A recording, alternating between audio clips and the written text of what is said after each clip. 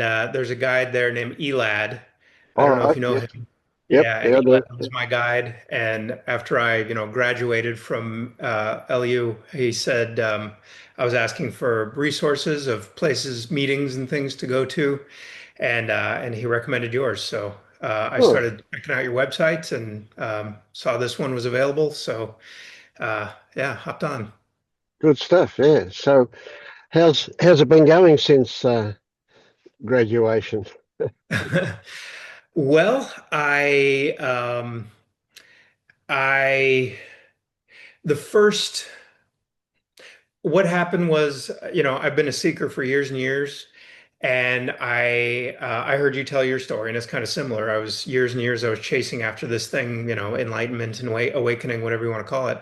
And then I went to Liberation Unleashed, and in the space of a couple of months, I was able to have my first awakening experience.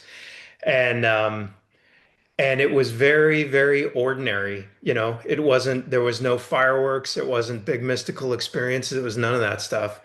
And so my initial reaction to it was, well, I mean, it was beautiful right after it happened, but a few days later, I'm like, there must be something wrong because I'm not walking around in bliss all the time, and I'm not, I don't feel like I'm at some elevated place. I feel pretty similar to the way I was before. So there was this real sense of desperation, just, oh God, I'm missing something, I'm missing something. And I was reading out of desperation, and I was going and re watching videos and doing all the, just researching. There must be something Yeah. wrong, be something wrong. Seeking again. Yes. Seeking, heavy seeking. And I sought a few people out. Like I went to Ilona. I talked to Ilona some. I went to her Zoom meeting and she gave me some good advice. But it was basically just I realized that that's very common. What happened is not Mm. unusual. That's a very common thing to happen. It's some people have the big mystical experiences and some people don't. So that seeking has calmed down quite a bit. Yeah. Right. So, do you get that you're never going to be able to walk on water? Yeah, yeah, that's starting to sink in. Yeah. Yeah. So the kind of one of the really weird things that happens is when we think this can't be it, we invite all the old shit back in again. All of the suffering that happened before. Mm. Yeah. Hmm. I've worked with quite a few people at Liberation Unleashed in particular that have got it in every which way except they haven't got it. You know, they know it all. They know everything and so on. They really get it, but they've just got that expectation that no, it's got to be something special. It's not ordinary, you know. And the Hmm. consequence is they see everything through the lens of the unawakened. Hmm.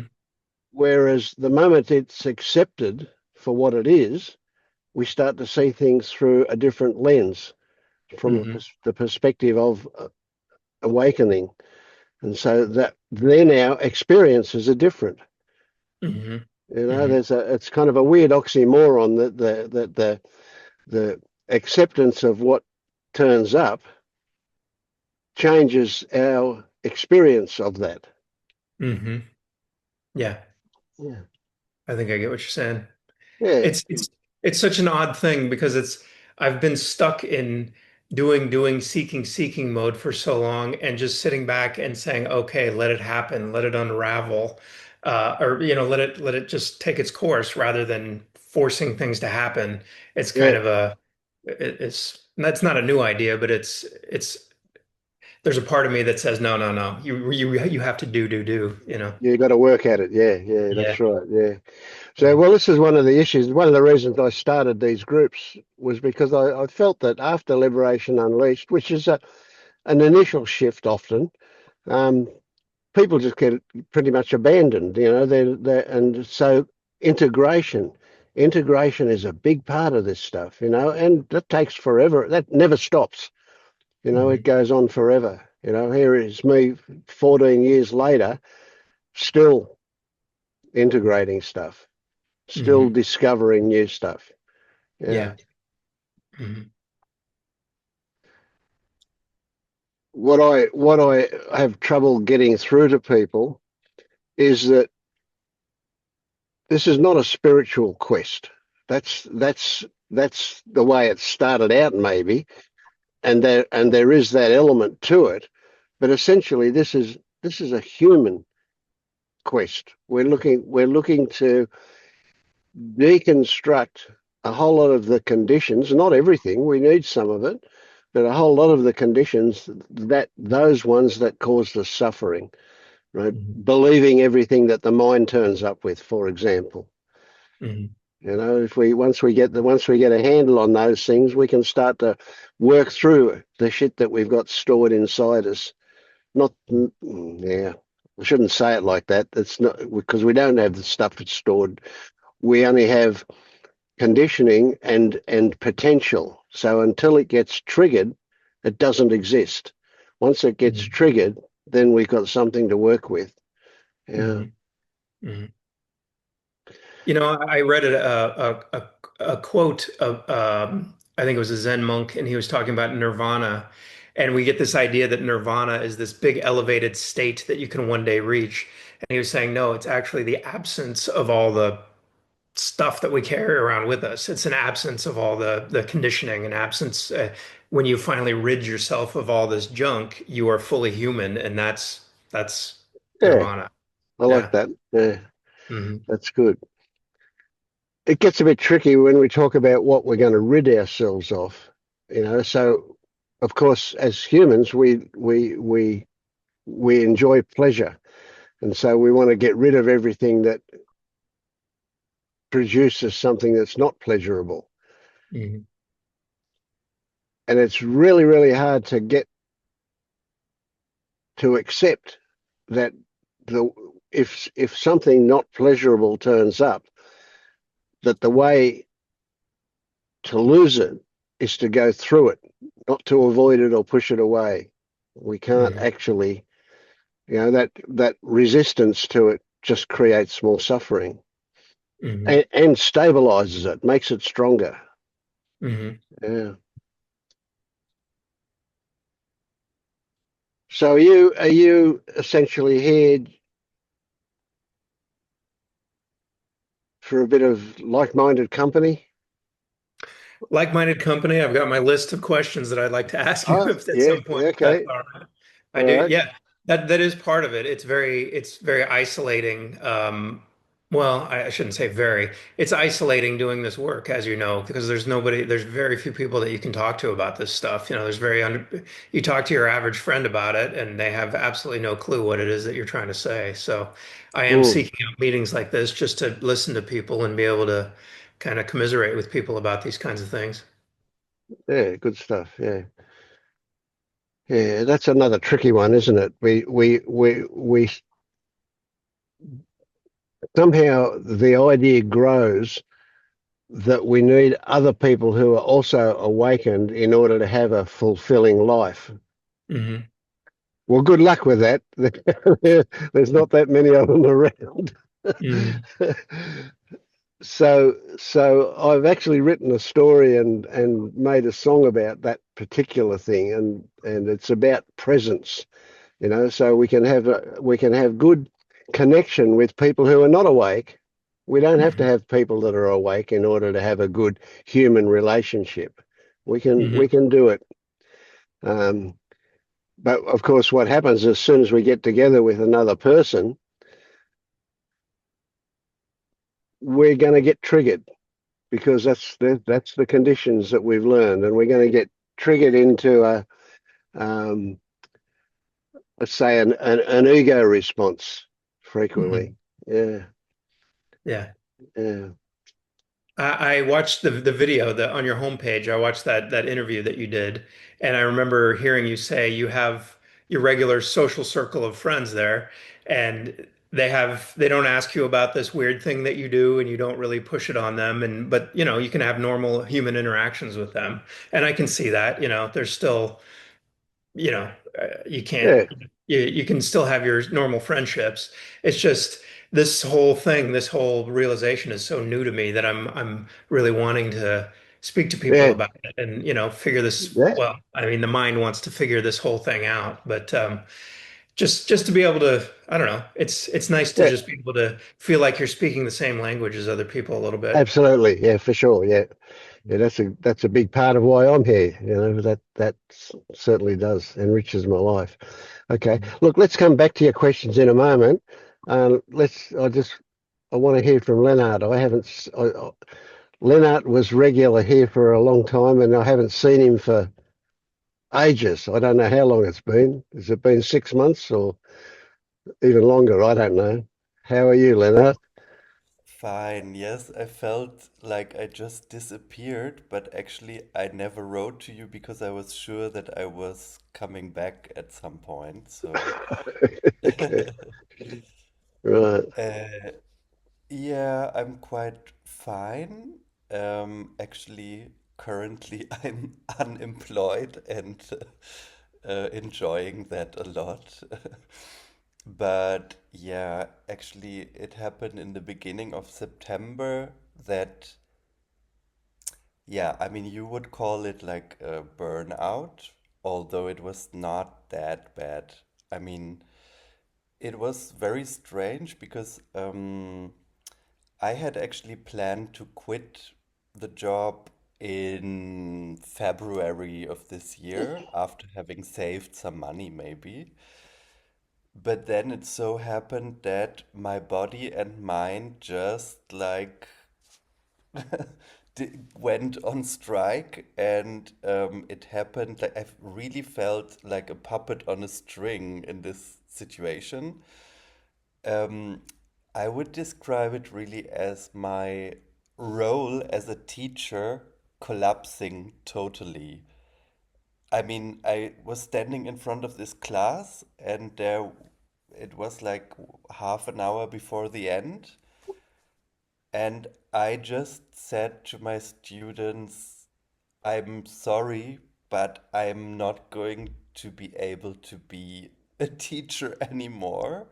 And then I just said goodbye and went out, but it was not that relaxed either. I mean, it was like after weeks of a lot of stress and discomfort, and I don't know, it was really like as if I was watching this from outside and think like, ah, okay, this is happening now. And but I must say that it was very uncomfortable, but it felt very authentic in a way because Mm. it was just like, okay, give up. Don't try to play this role anymore because, yeah, obviously I hadn't felt comfortable with this role for Sure, a yeah, few yeah, I months. remember that. I remember, yeah. So Yeah, would you say that it was both good and bad at the same time? yeah, Yeah. yeah. Yeah, it was very good because then, I mean, retrospectively, I think that what kept me doing this job was actually thinking like, yeah, but I have to pay my bills and then I just went to see my doctor the next day, and it was kind of, am I faking this or is it like really like this? I felt a bit like, I don't know, as if Yeah, I yeah, would. But I think this is also German mentality, like you are trained to only go to the doctor when you feel nearly like dying or something. yeah. So you feel a bit Stoic. fake, Yeah, but then actually, when I was sitting in this waiting room and I was alone, and it was just out of relaxation, maybe, but I really started to cry, and that was the moment when I met my doctor, and then she said, "You're not going back there. I will just give you this paper in order to, yeah." And then it excellent. was Yeah. everything pretty easy because my health insurance just pays me the salary, and in the meantime, I can l- think about what am I going to do. Mm. So, yeah.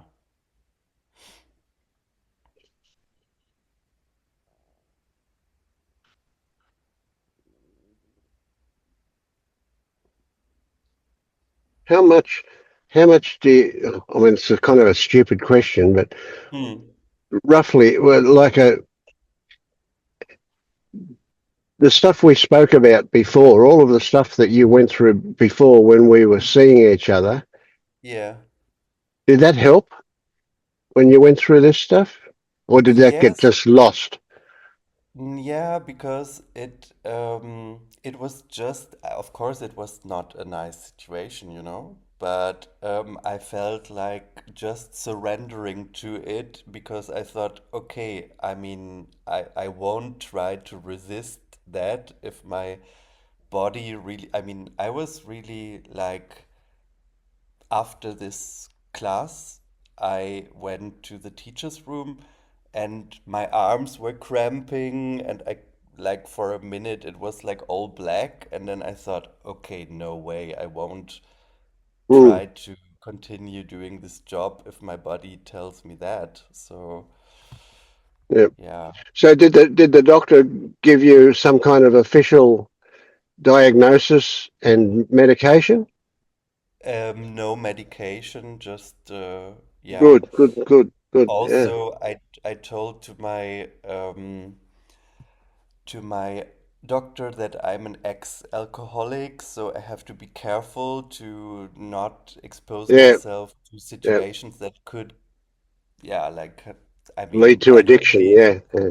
it was not really my fear, but still, No, that was I smart. mean, Yeah, during my soberness, I really learned that, I mean, actually, a friend of mine said, like, if you have a boyfriend that you can only, uh, yeah, stand drunk, you have a job and that makes you want to drink after work, or you live in a place that makes you want to drink all the time, then just change it and quit drinking.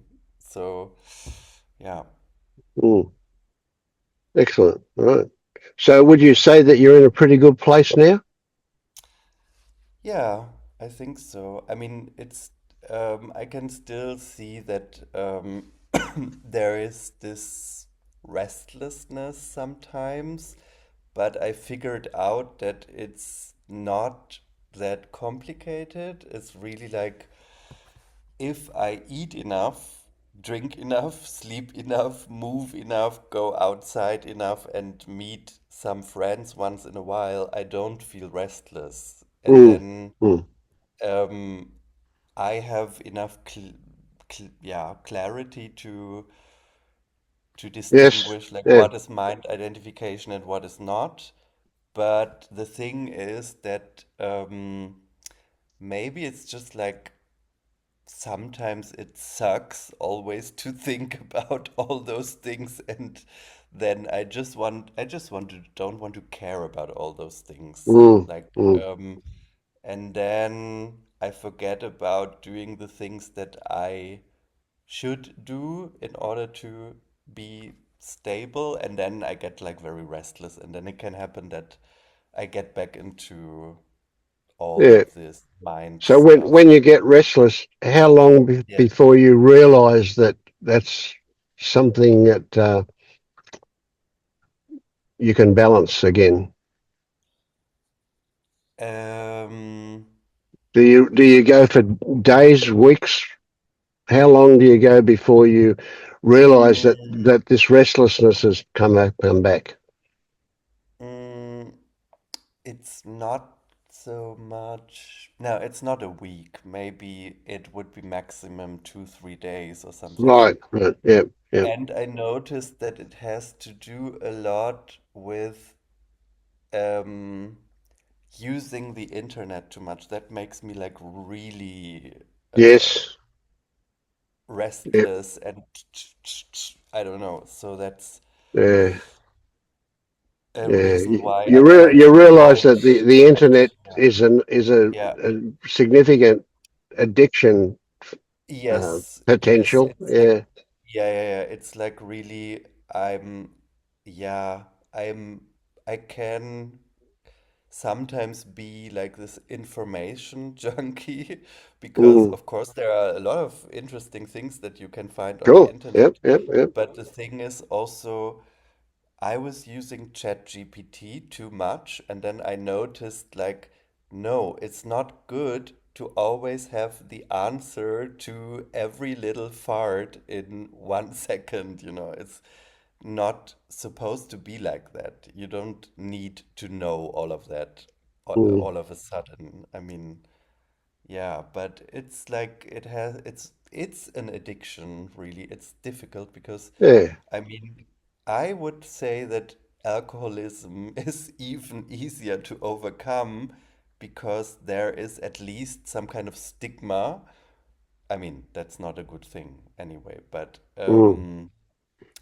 but everybody is using the internet and you can't like Yeah. work without using the internet Yeah. nowadays. It's like, It's a tricky one because you can use yeah, it productively or yeah. maladaptively. Yeah. Yeah.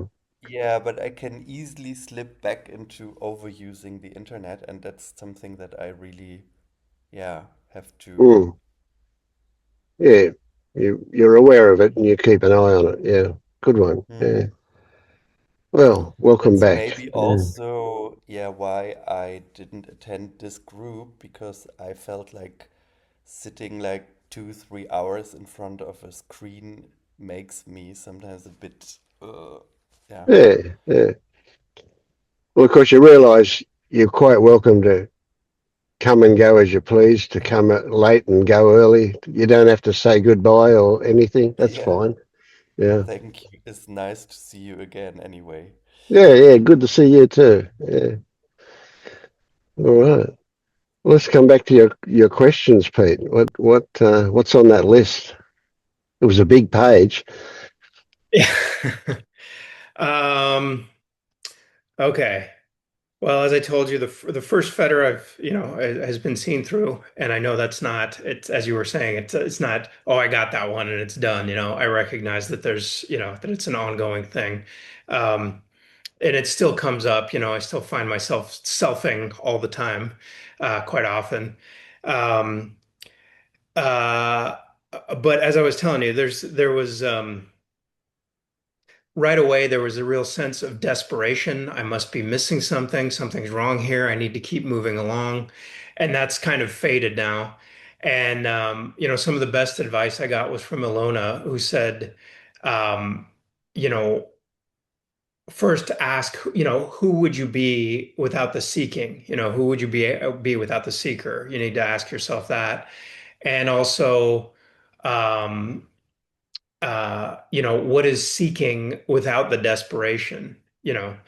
Seeking without the desperation, it's just curiosity, it's just exploration. So it's okay to keep reading, it's okay to keep watching videos and whatnot. It's just it doesn't have to have that I must know kind of feeling to it. Yeah, yeah, yeah. With all of that stuff, it's the relationship to it where the Mm. juice is for you, rather than what it actually is. Yeah. Mhm. All So right. when you say you found yourself selfing, was there an automatic reaction to that saying it shouldn't be there? Not necessarily that it shouldn't be there. Um, it's just a recognition that it does come up, well, I guess there is because I'm saying it comes, I still find myself doing things like somebody at work, I have to make phone calls all day. They piss me off on the phone and I, get really angry. Ooh, they said that to me. How dare they say that to me? Or, I mean, anything. There's a million things where it's like, this is happening to Yeah, me. yeah, yeah. And there is a feeling like, oh, well, I should be beyond that now. I should be seeing that it's all just happening spontaneously, that it's not happening to me, it's just happening, and yeah, somehow I should be elevated and beyond Right, all that. yeah. Yeah. Okay. Do you get that you don't have control about that stuff when it happens? Mm. You get that? Um, yeah. Well, yes, I do get that. Yes, I Okay, great. understand. Okay, Mhm. so that's a big one. Now, Mhm. what about having the perspective, adopting it or allowing it, the perspective that says when you find yourself seeking, that what has happened is that a belief in a self has been triggered, Mhm. and that your reaction is a protective reaction, and you're protecting the illusory self.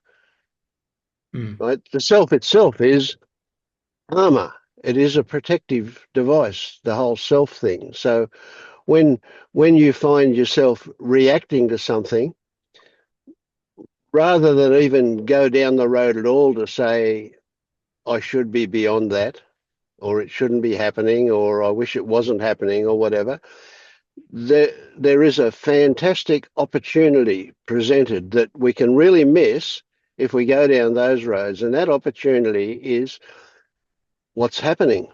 What's the belief that that got triggered, that I got sucked into. Right now, here's another one. We're not actually looking for the belief itself. We're not looking for an answer to that question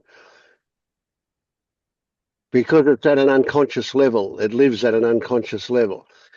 What we're looking, what where the value is, the skill, if you like, in using this, is to simply recognize that there is something there from before, some Mhm. belief that you've probably been carrying since childhood about how you should be treated, or how what anything means. That's a tricky one. What it means. That's where we get sucked in, and it's the mind that gives meaning to everything. And so part of the way this thing works is that the mind says, "Oh, they shouldn't talk to me that way," and we have an emotional reaction to the belief that they shouldn't talk to me that way. Well, where the hell did that one come from? Mhm. Where did we learn that they shouldn't talk to me that way? Why shouldn't they talk to me that way? Right? Mhm.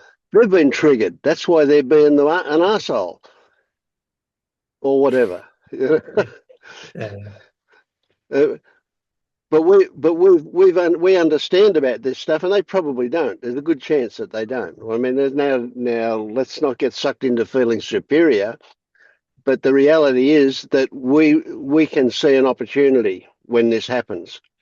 Mhm. And simply recognizing that it's happening, acknowledging that it's happening, acknowledging that it is a belief that we've got in us that we're reacting to that got triggered, Mhm. it's enough to dissolve it. Mhm. Now, if it keeps coming back, then it's saying something else. There's something we need to do a little bit more work. We can go. There are techniques we can use to uproot whatever that belief is and expose it a bit more. But essentially, just recognizing it, acknowledging that it comes from before, that because we could describe it as something we carry or something that's in us, but I don't want to encourage that. It's not in us until it's triggered. It's only there as potential. Mhm. So we're not a vessel with all this shit that we've got to get rid of, Mhm. if you know what I mean. Mhm. But All right. we are conditioned, and we were told when we were kids, you shouldn't talk to people like that. And when Mhm. somebody talks to you like that, you can hear your mum's voice saying, "Don't talk like that," or whatever. Yeah. Yeah. Yeah. All right. Thank So you. so everything is an opportunity. And this is what we talk about with integration. This goes on until so you might find that that happens regularly, frequently in the beginning, and then as these things dissolve, it happens less and less. But you can go for years, and then all of a sudden you find yourself feeling really angry or really something. Some incredibly uncomfortable emotion turns up, and it's like it's been sitting dormant that potential has been there, but it's never been activated, and then something activates it. And God, what can activate it? The way somebody talks, the tone of voice, the words they use, the fact Yeah. that they've got a mustache. Who knows what it is? It could be anything, that triggers it. And all of a Mhm. sudden it pops up years later, and we think, wow, I should be beyond that. Well, no, you shouldn't, because it's never been exposed Mhm. until it gets triggered. So what a wonderful thing when things get triggered. Yeah. It's brilliant opportunity. Yeah.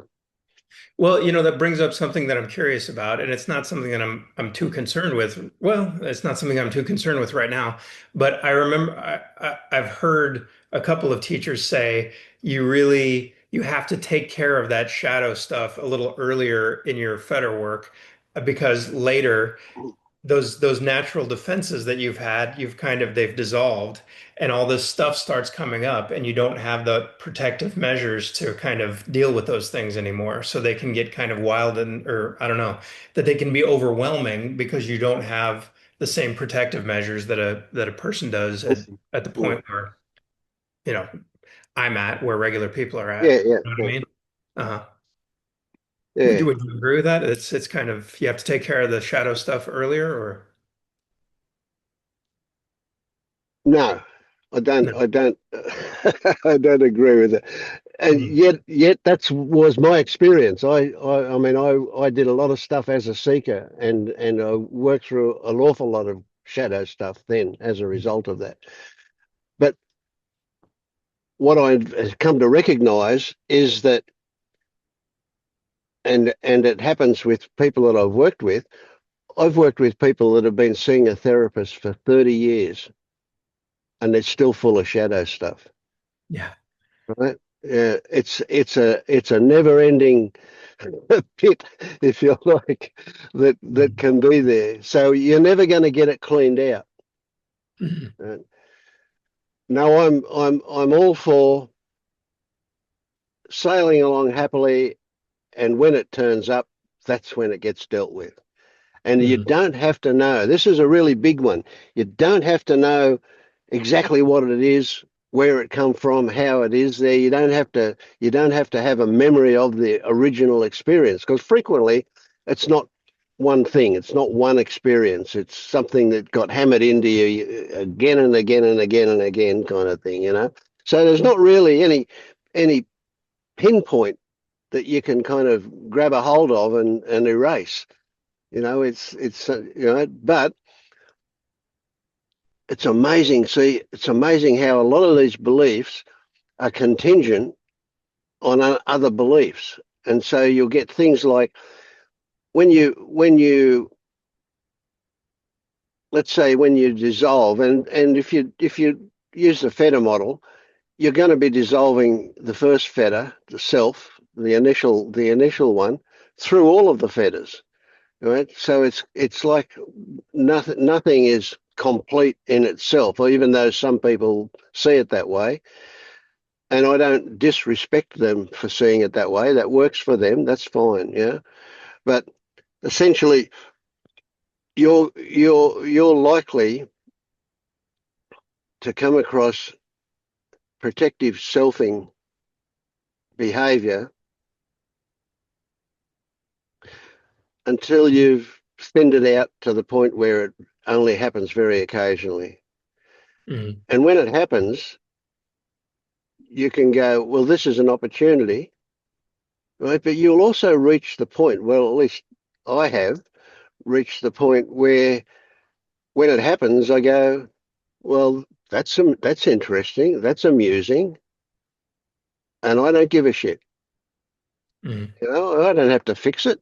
It doesn't happen that often, And when it does happen, I might erupt into anger or frustration.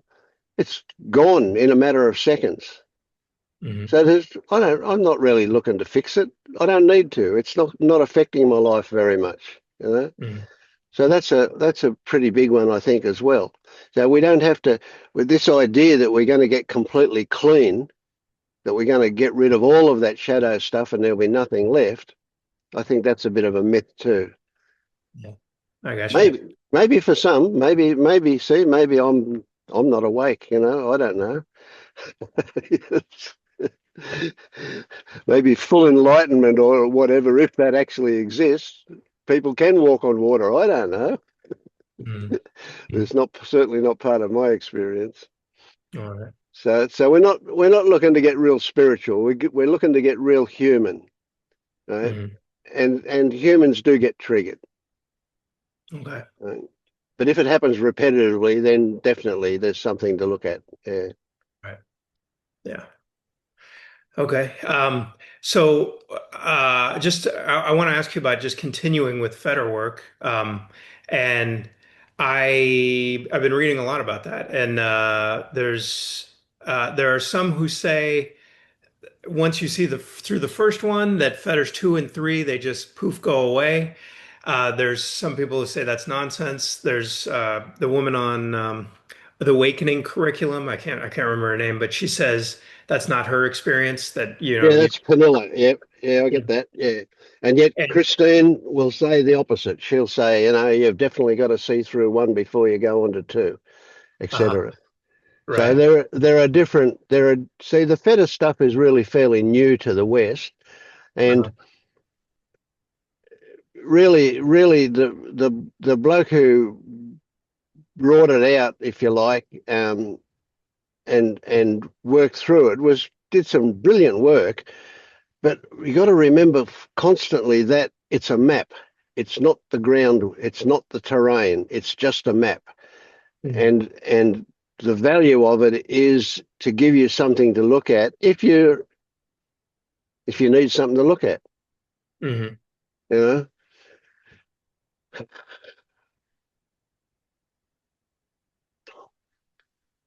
I don't bother with it anymore. I did for a while. In fact, I was years and years after. I think I was 12 years after awakening before I even heard of the fetters. And as soon as I heard of the fetters, I started seeking again. And I was Mhm. a mad seeker for at least 2 weeks after that until I realized what was going on.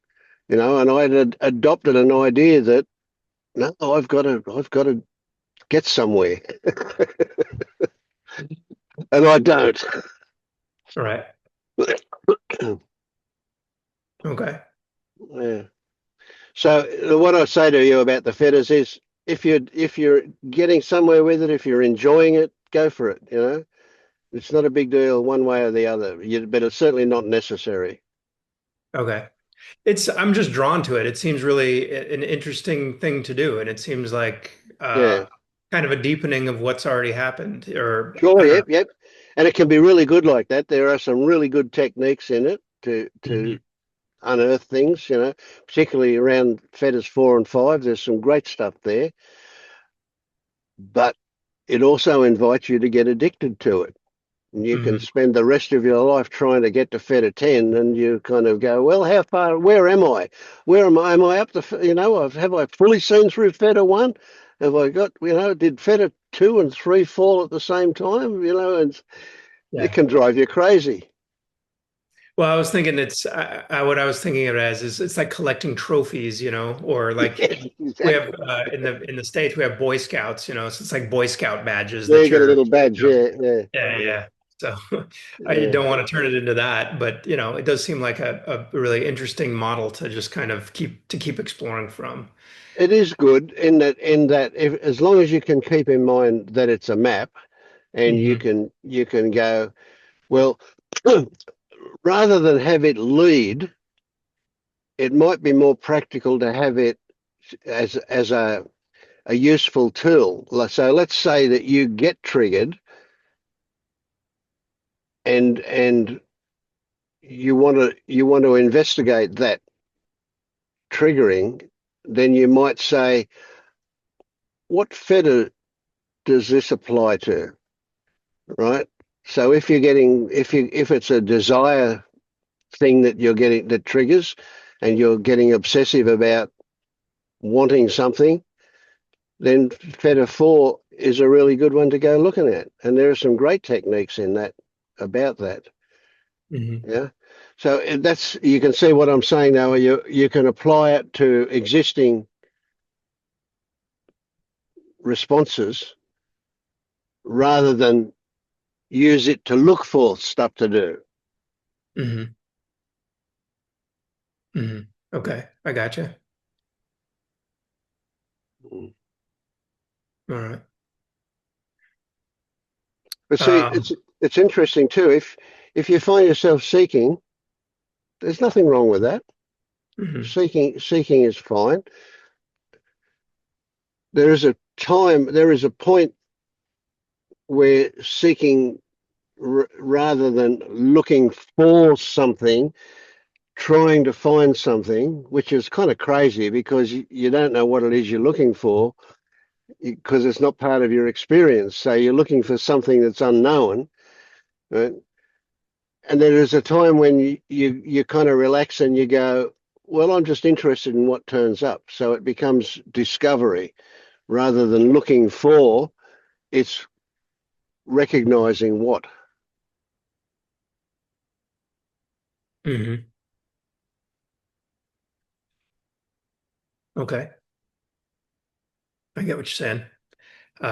One is, well, I would say one is kind of more proactive, and the other one is just allowing, based in allowing whatever comes Yeah, up, and you yeah, get to explore that thing. All right.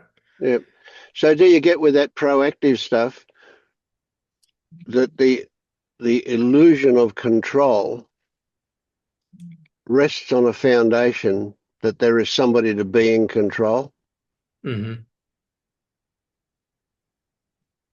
Now, when you find yourself, words get a bit tricky here. When you find yourself with the impulse to do something to achieve something,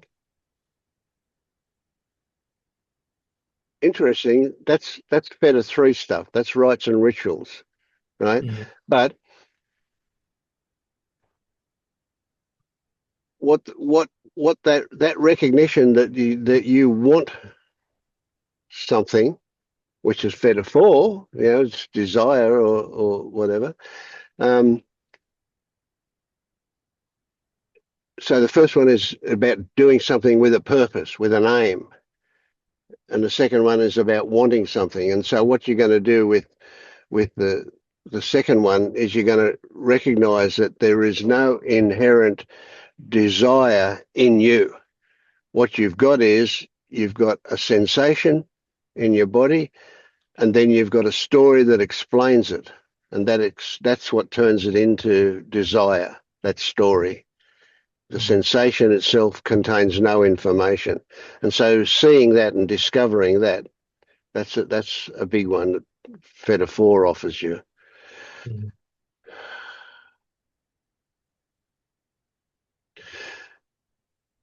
So what happens when you feel the urge to put effort in to gain something?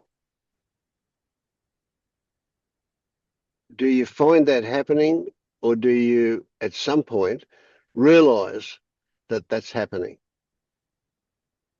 And so it can still be happening, but you've now realized that it's happening. And Hmm. that's a game changer, that realization, Hmm. right? If you don't judge it, if you don't produce a story that gives it meaning Hmm. and overlay it.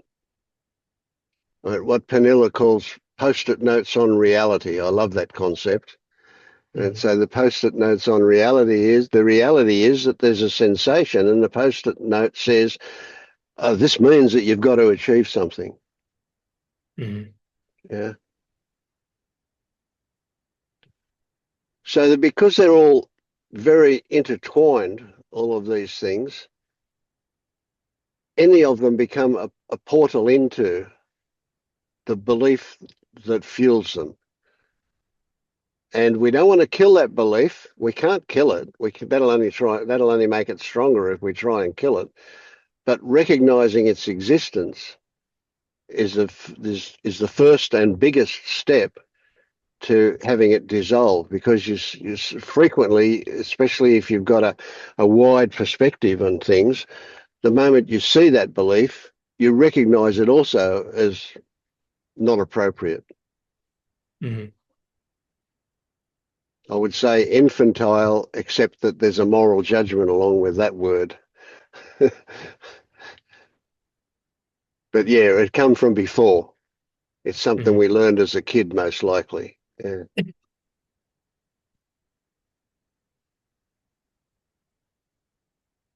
Okay. Um, well, this kind of shifts the next question I was going to ask, but if I was interested in doing federal work in a more structured kind of way, Elad, my guide, he told me there's a meeting called Feder Free that I signed up for, and he Yep. said there's people there that might be willing to do volunteer guiding on there. Yep. Do you know, are there is there anything like Liberation Unleashed where people go and do that in a structured sort of way or? That meeting, yeah, that's a good meeting, that one. But it's not structured like Liberation Unleashed. It's a Zoom meeting a bit like this, and there are people Mhm. who are interested in the feta work there, and they will help guide you through some of the feta work if you're interested in doing that. So yes, I would say that's a good one to go to. Okay. Um, see, there is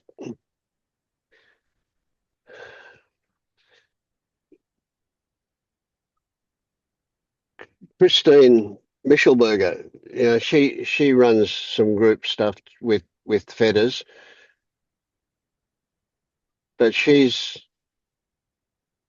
oh, she's got that German stoicness that we mentioned earlier. She and she's pretty hot on what you've got to do and all that, you know. So it's kind Mhm. of and it's fine for those who work with her. They'll get good results, I'm sure, you know. But then you Mhm. can follow Angelo DeLulo, which is much more relaxed in his way of doing the feta work. Mhm. Um, or you can go to, oh geez, I've forgotten his name.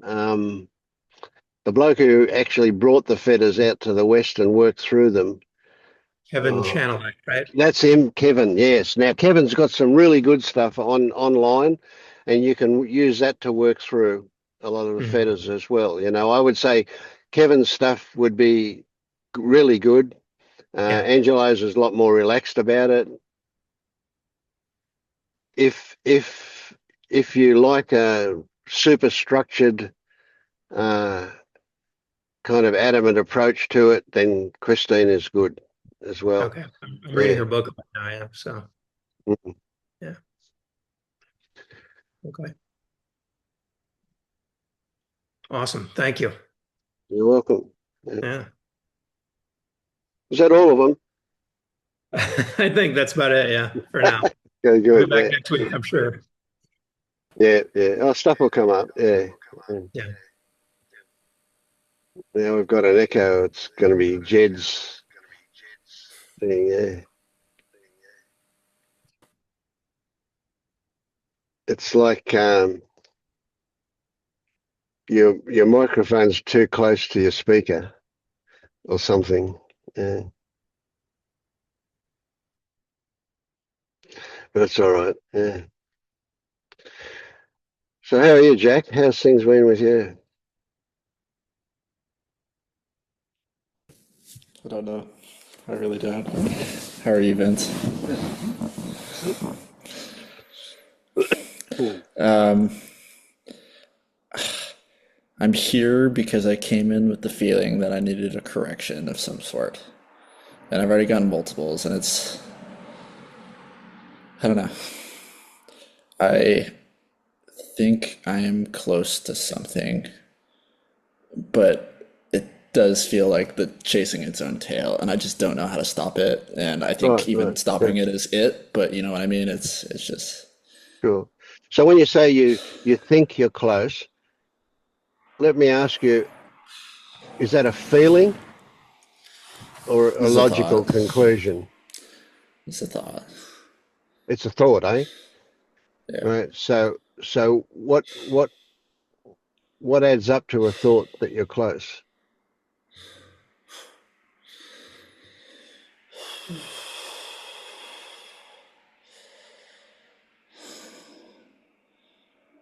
I don't know.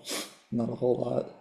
It's a tricky one, you know. Like I experienced 12 months before I woke up, I had a really strong intuition.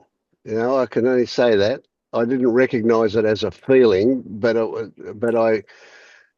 anyway, I started a blog called On the Verge just to I keep think a that puts you record more of on the verge what increasingly. I went through. Yeah, but I had that, and I would describe it as I had a feeling that I was close, that something was going to happen. But I can't, when I say that, I don't remember a feeling. I don't remember a sensation or an emotion, but I was full of it. Yeah, there was this bit that said something was close. Do you get that? Yeah. I think you were selfing, but Sure. it's okay. I I don't was know. definitely selfing. Yeah. I'm here, mostly. Mm.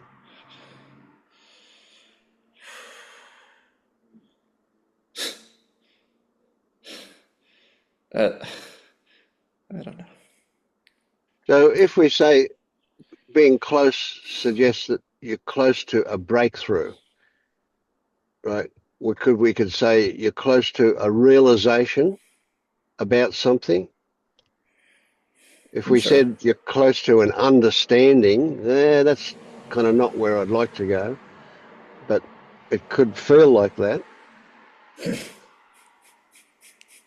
Close to something might be as Close much to as you can get. Yeah. close to pissing me off is what it feels like. And shame, or I don't know. I think it's anger and shame. Or those are. Hold on.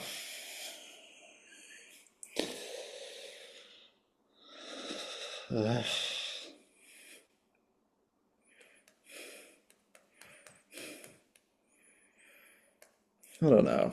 I mean, I know what you're trying to do. I just don't.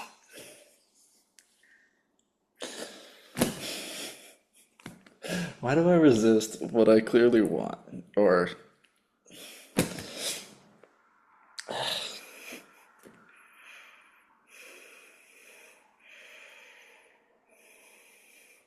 If you were me, how would you answer that question?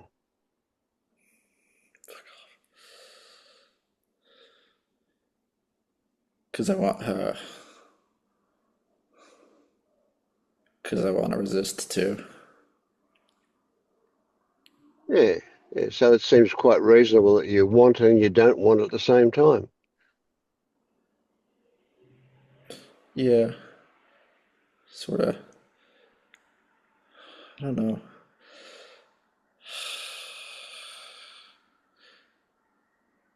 I don't know. Well, I'm I just. do want to say though, that's being human. This idea that we either want or we don't want, that's bullshit that we've been conditioned to. Of course we can want and not want at the same time. We can be attracted and resist at the same time. Of course we can. It's just. It's the same fucking flowing. That's like. It feels good, but it also feels like incomplete, but it also feels like love and hate. Hmm. And I hate it, kind of. See, I've been really trying to like fix the feeling of separate, like the I am versus no self versus like just bridge that gap. And I Hmm. just don't know how. Did you hear yourself say, I've been really trying? Yeah, Right. So was there a lot of sort of. body contraction and a lot of tightness involved in that trying? Well, at least when I said it. Um, yeah, I don't know. I feel like it just depends. Body signals have been weird recently. Like yes is no and no is yet. Like I did the for anybody who's listening, the direct pointing really worked for me. I'm sure you're familiar. Uh, yeah. So that kind of broke through a lot, but not this last bit or whatever this is. Hmm. I'm storytelling.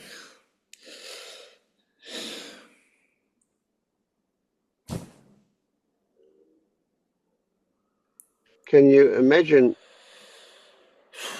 s- surrendering that's not dropping into victimhood? Thank you for that. Uh, and I'm serious, although that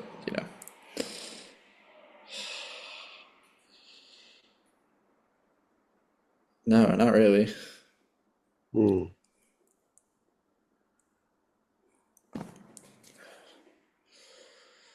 So I think Pranilla would call that an expectation.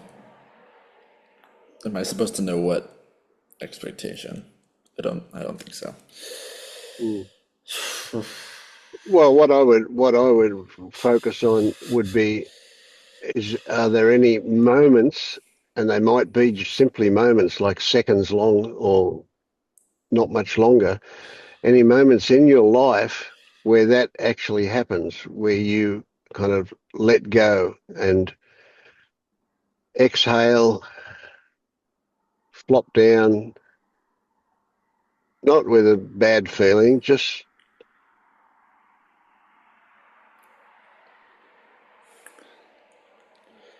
Um,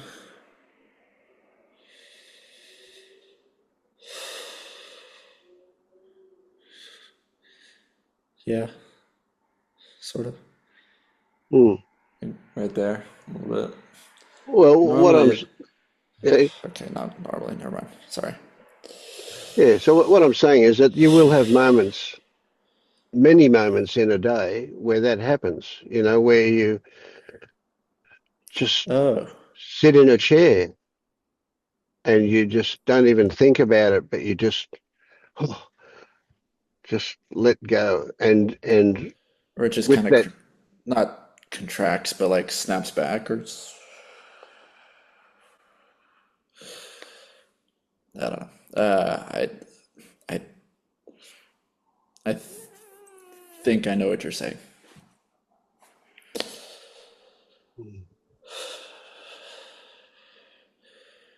so what I'm suggesting is that now, because of this conversation, you you keep you look for an awareness of one of those moments or of any of those moments when they occur. And the moment you recognize that this is one of those moments, that you go look for a prominent sensation in your body that that reflects that letting go, that just that amazing release of any intention. It's just a happening. And if you can anchor that, it'll grow, it'll get bigger. Yeah, I know what you mean. Yeah.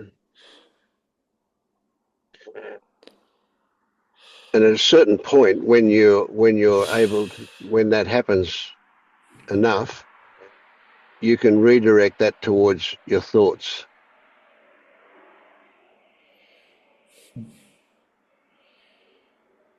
And that becomes a totally different game then to consider. How can you surrender to your thoughts without being compelled to act according to them?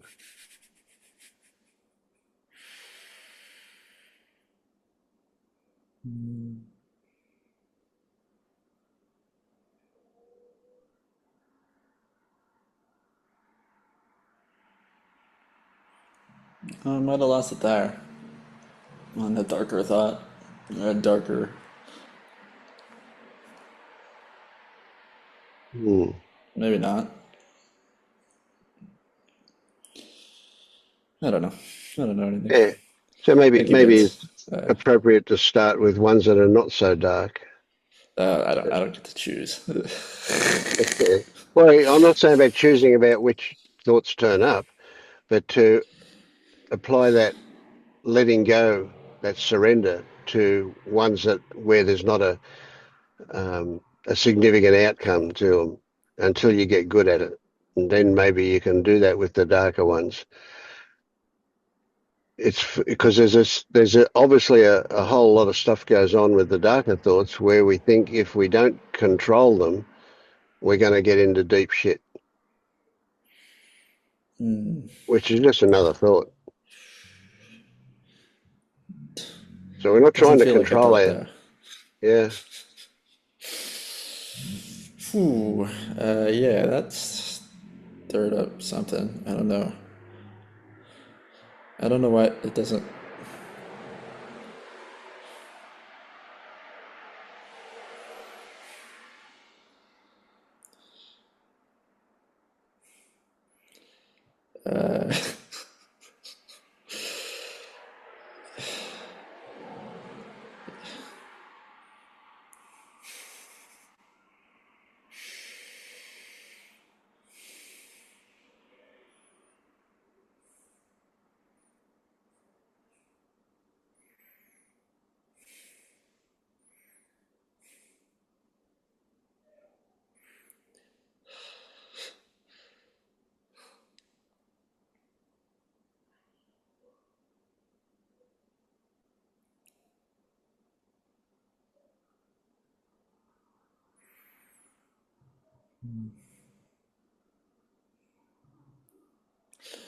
Do you focus on?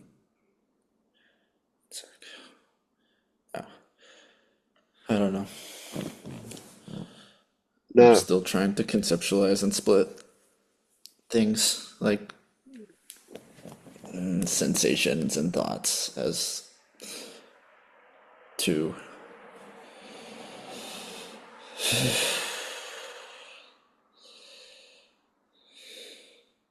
It's an interesting one that we want to kind of separate them to start with, and then once we recognize that, we then want to we move into where we put them back together again.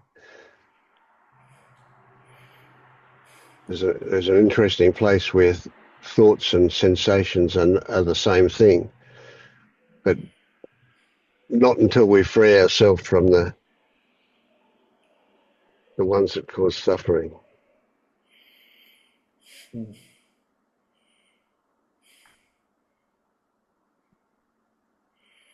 Yeah. Huh.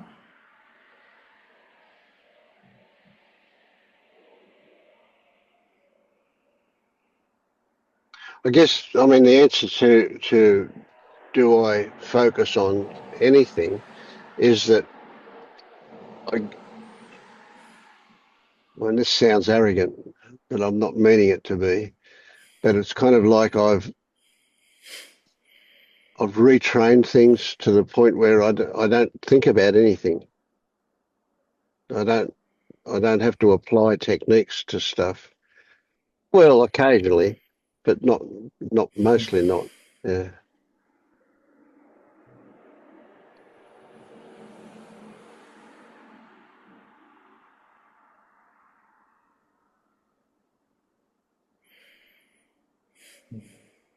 So all of this stuff really is just the beginning stuff, until we can re-establish better habits, and then habit will take This over, is and the. we don't have to think about it anymore. It's so funny because I always hear that like. So okay, I feel. I don't know. Never mind.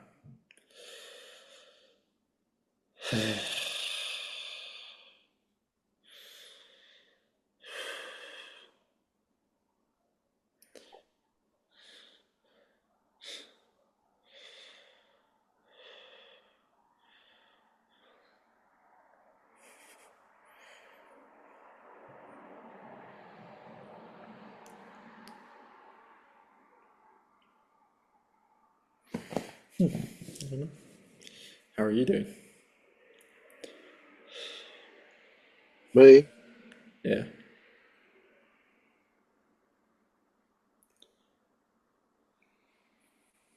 that's a funny question. I don't know.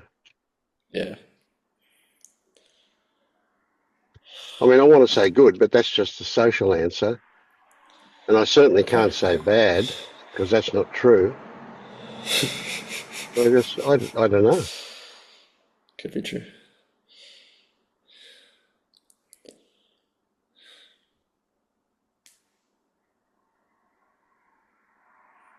That's a thought. Sorry, I'm still.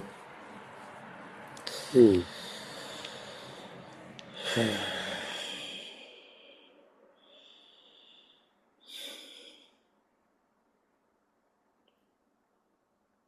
I mean, it's anything I say is going to sound weird. You know, it's like life is just life, and it's just life, and that's it. So things happen that once I would have got upset about, and I don't. Not for any reason, just because I don't.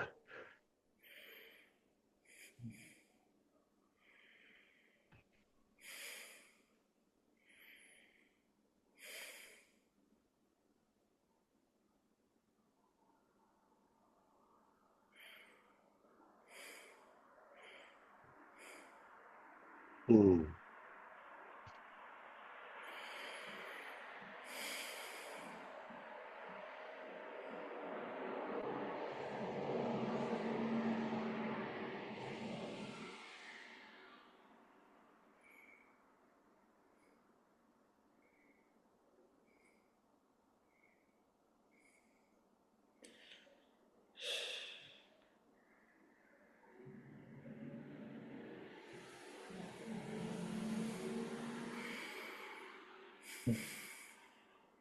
Hmm.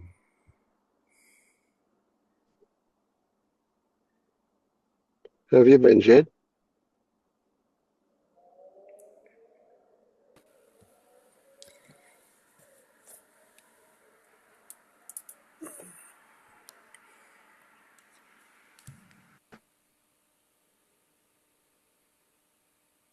Mm,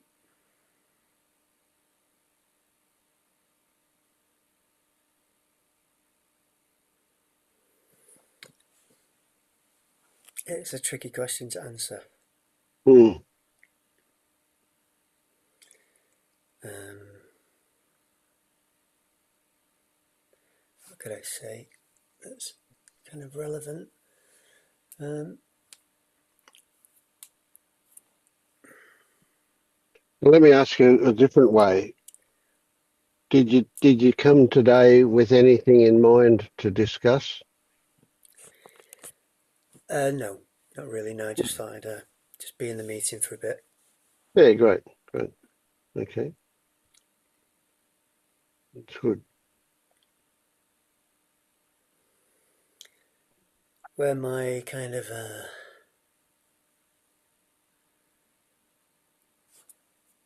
oh, what to say about what's been interesting for me recently is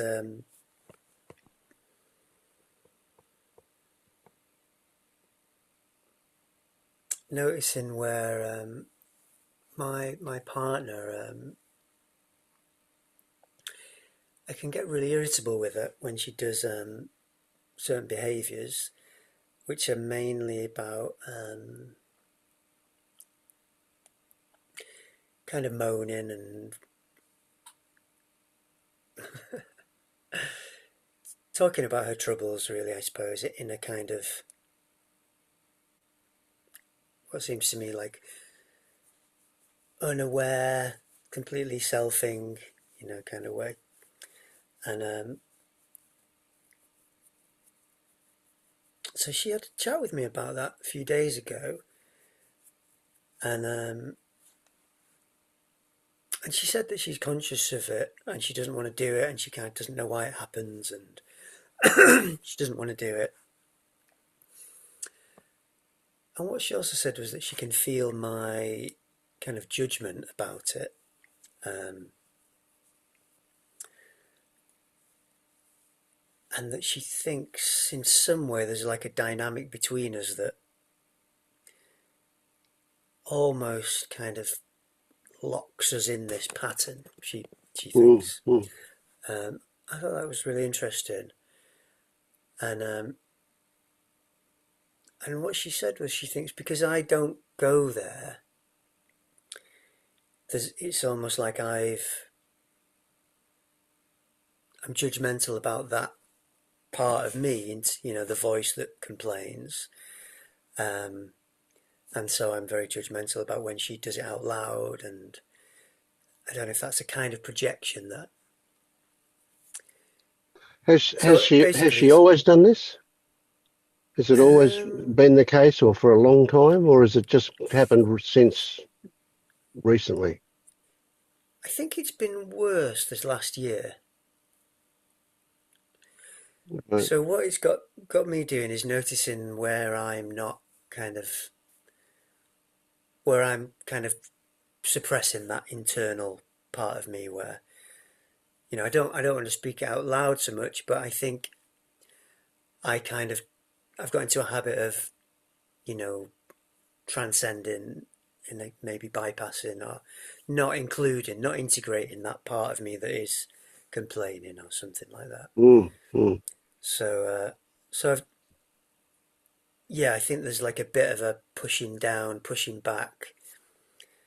So Yeah. So so if we look at it like as at let's say at a pure fantasy level, if we look at it what it might be, and it's like since you haven't been, she's been provoking you to do it more. hmm, Yeah. hmm, And now you're saying that you haven't been, not because you've actually done experiencing it, but you haven't been because you've been suppressing it or bypassing it or whatever however you want to describe that. And, and so in a way, what she's doing is she's saying, see, you still do feel that, don't you? Yeah.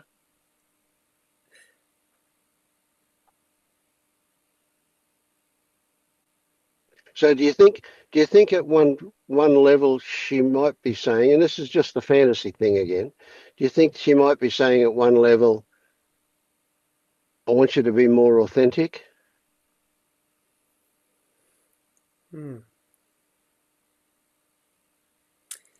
Yeah, I think it might be because I have I've got this network of co-counseling it's called where we basically listen to each other and we vent, or whatever. Um, She's not in that? and she's not in that, no. And so she does sometimes say that she doesn't know, she doesn't feel close to me because I only really kind of Yes. talk to her about practical things and positive things. Um, uh, I've kind of decided that it makes sense for me to just contain my negative stuff into these little Mm, half an mm. hour every other day things. So yeah, maybe it is that she wants that. But it's been interesting for me since she said it. Um, you know, it's like another part of the internal world that I think I can integrate more, um, and it's kind of it seems like it's a bit like petty stuff that I've kind of decided it's not really worth giving any attention to. But since I've just started noticing a bit more, it kind of feels good. It feels like there's a bit of a softening, a bit more of um, a bit more kindness as well. I think because I think in allowing it in me, I'm allowing it in her. That Mm, kind of thing. mm, yeah.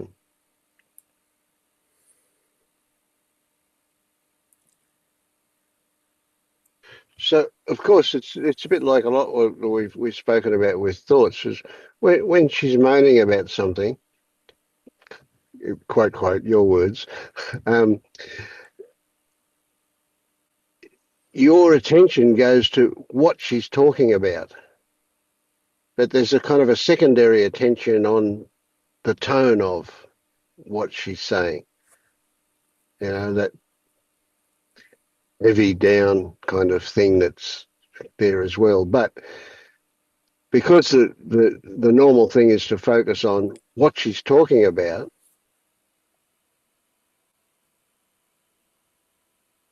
that might excite in you the idea of fixing it, of changing it for Mm, her or whatever. Or it might it might excite in you a defeatist thing that, oh well, I can't do anything about it, so that's no mm, good. Or any number of things could get excited in you, get triggered in you as a result of what she's doing.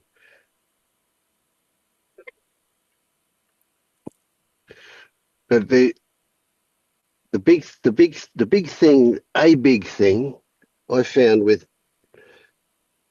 talking with people who are still locked in the illusion that they're a self, or however you want to put it, um, is to look to try and imagine where it's coming from and what's actually being expressed, and that the mm, carrier for that is just the words about something. So they might be talking about this shit, shit, shit, shit, shit, shit, but really that's just a way of expressing that they feel something mm, pretty heavy. So mm, when she starts talking about that, if you can try and imagine, and this is a big thing. This is something that happens here a lot, and that is I trust my intuition when something comes up about what might be really going on.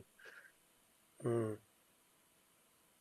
Though I have to admit, I probably am the worst one with my wife when it comes to that stuff. But with other people, it's a lot easier for some reason. Yeah, because I get sucked in when my wife's talking about it. Yeah, a lot. Yeah. But it's a tricky one, isn't it? Yeah. But it's almost never about what the words are about. The words are going to Mm, point to something, but it's always about what's mm, behind them. Yeah, and of course, and this is a thing for each of us. It can only ever be about us. We can only, and mm, we're going to project into other people, and we're even just going to imagine what it is in us that's going on. So we don't know, but yeah, isn't it interesting the way that happens? Yeah. yeah. Yeah, and as you say and all that, I'm thinking, oh, yeah, like you say, isn't it interesting? Here's another opportunity for me to notice what's going on within me Yeah. Now, and not. what comes up here too is that if you think that you're suppressing something and you become aware of what you're suppressing, then it's a different kind of suppression. Mm, Let's say it's different. Um, right now there is no right or wrong. So if you find that you've been bypassing stuff or suppressing stuff because you want to appear that way, that's actually what's going on. And it's not right or wrong or good or bad. It just is mm, what's going on. But recognizing it allows other opportunities to turn up. So it might be like, oh, well, what if you did allow that to come to the surface and express it? What if you yeah, moaned?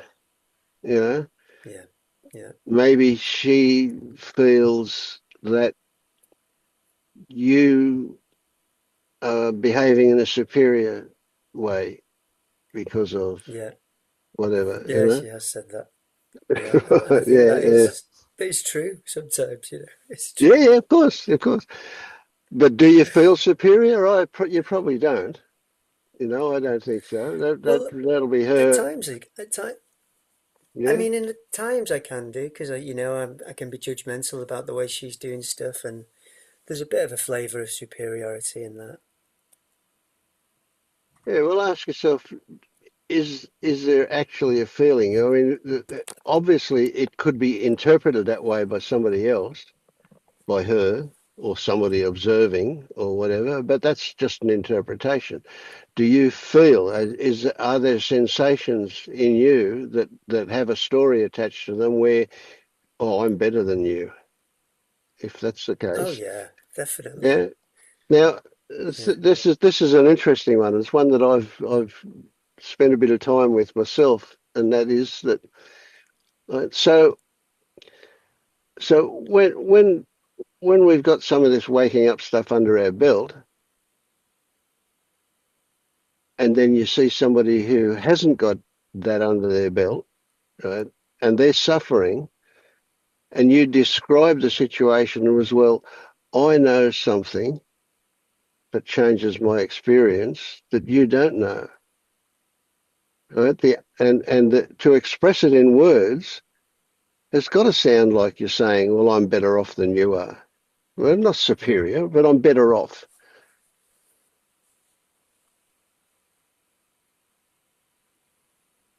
But is it? Is it? Does? Can you find a feeling in there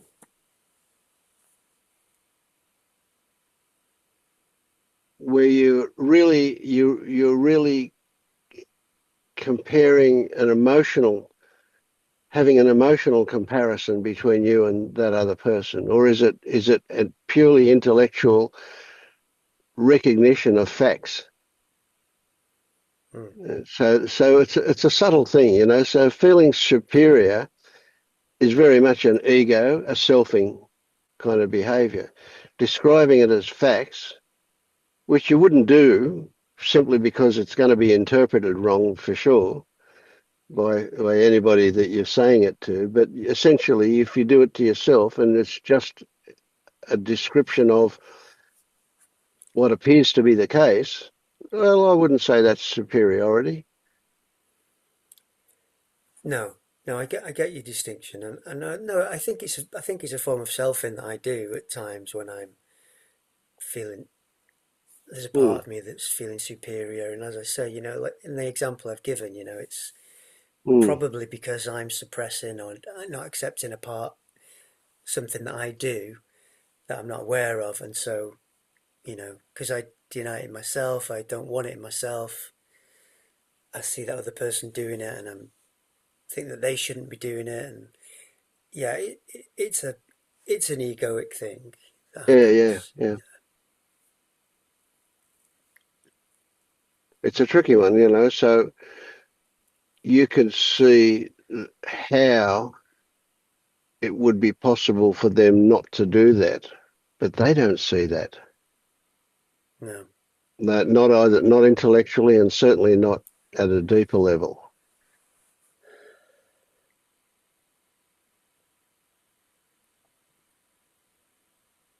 But you know, weird stuff happens. I, I, weird stuff happens, and I was going to say with humility, with you know, if there is humility, if there is a softness there about that, then I need to answer a text. Um, it can rub off, you know, so she can change mm, just because of you, but mm, with the softness, you know. Yeah. Well, mm-hmm, just give me a second here. I just got to say mm, yes. sure.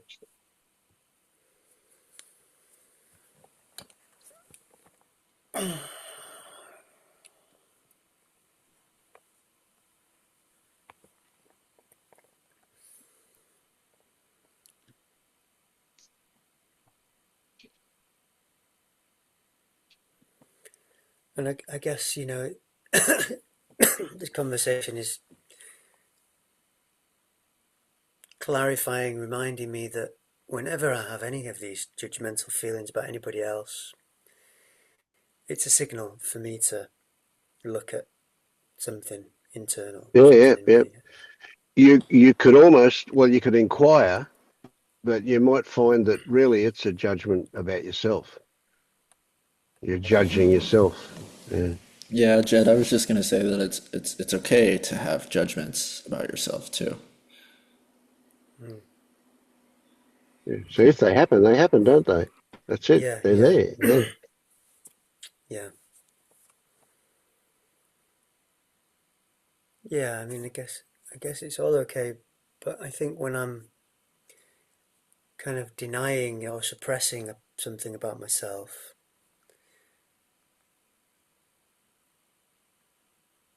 that's something I'd like to, you know, change or begin to Yeah. give some attention Yeah. to. So what if we said that's also okay? Yeah, of course. I mean, ultimately, everything okay, of course. Just is. Including what you're feeling now. It's Yeah. not gonna feel like that though. Sorry? No, It's not I'm gonna feel okay. okay No, though. Yeah. it's good. But it is No, okay. it's I good. promise.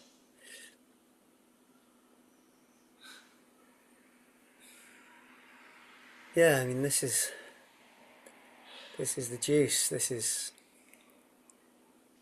the expansion, the improvement, if we want to say it like that. It's nothing Mm. special. It's just Seeing this. seeing the stuckness. Sorry. I said it's nothing special. It's just this. It's you. Yeah. And I kind of have this image, whatever that it says. Uh, it just it's a almost a never-ending process of thinning out these things as we discover them and look and leave them behind, and something else turns up, and it just keeps on happening. It just never stops.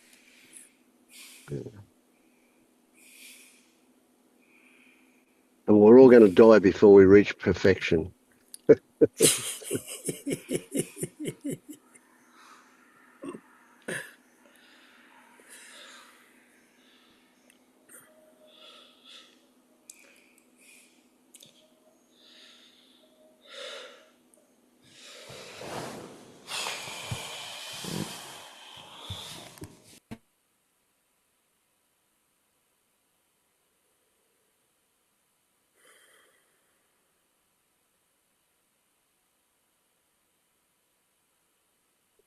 So what's been happening for you, Tammy?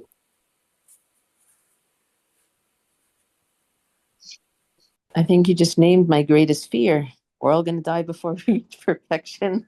That's what I'm racing to get to perfection before I die. It may be the faster you race for perfection, the faster you die. I don't know. Hmm. That was just It's like something a rock that. star live hard, die young. Yeah. Mm.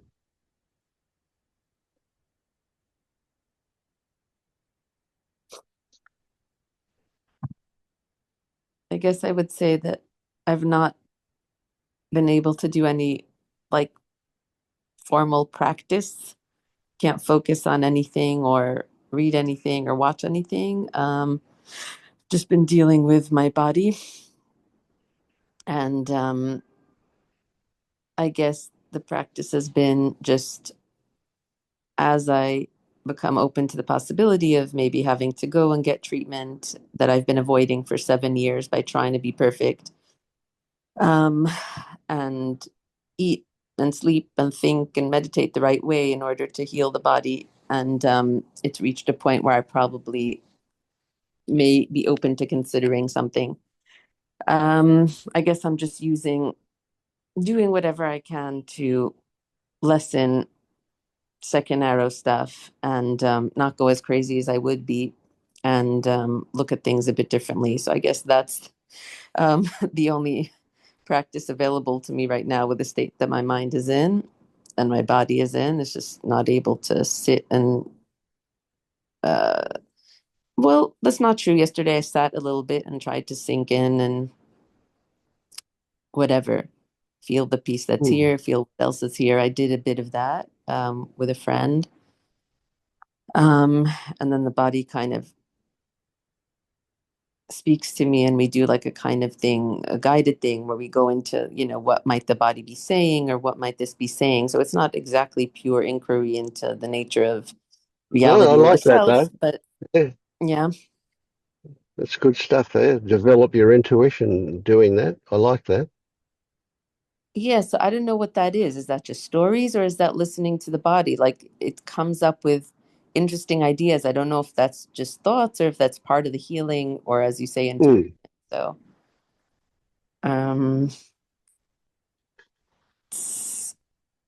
So we're all right. Well, then we're at a point now where stories can be useful. There are certainly those that are not. There's those that cause problems, but some stories can be quite useful. They're still stories. We still recognize them as stories, yeah. but they can create an opening, if you like.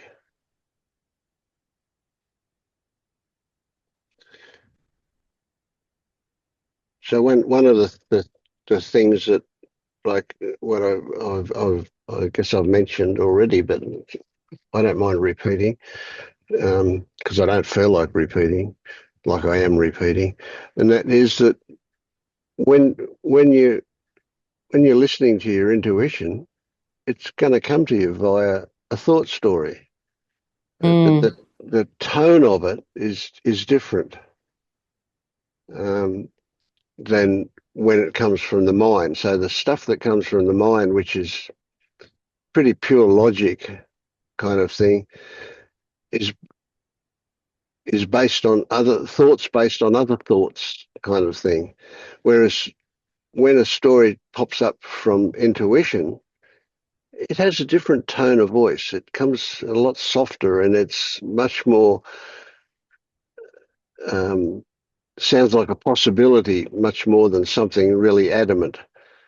And its tone is different. mm, And it's not nothing definite about it. It's always about, oh, maybe this is the case. Maybe mm. look at this, you know? Yeah.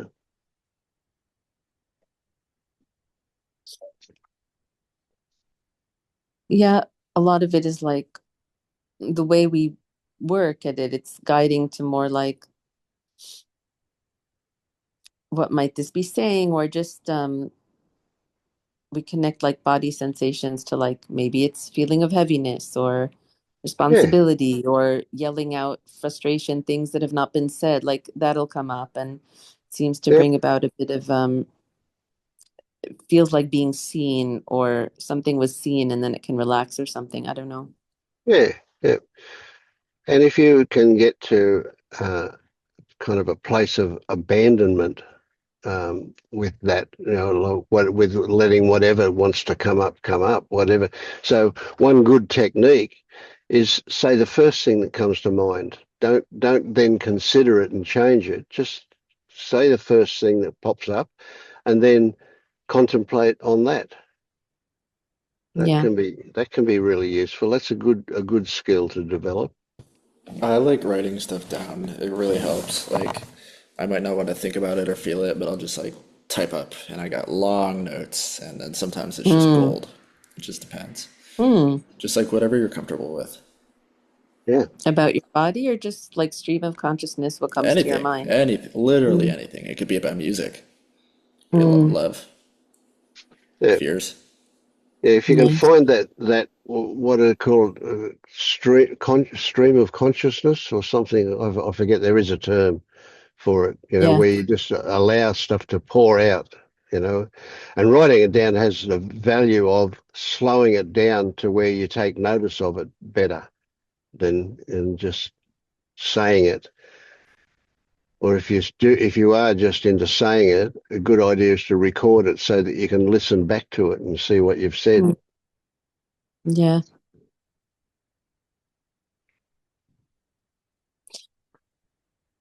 Yeah. So I guess the question was if there's any value in linking the sensation to something like it gives me clues about what in life suppressing or oppressing or going against myself or something like whatever will come up. Is there any value in that, or is it just stories? There seems to be value because it seems to bring a relaxation and a more Yeah, awareness of what I do in situations. But yeah. Well, under those circumstances, yeah, I'd say they're very valuable. Yeah. yeah. Yeah, I don't so much think about it afterwards, but it's more like just being aware of patterns, and that the body is kind of screaming with them. Hmm.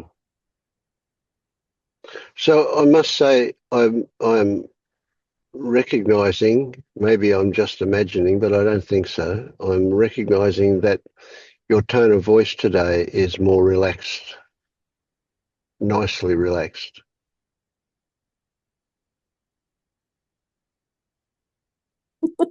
When you say that, I start to panic. But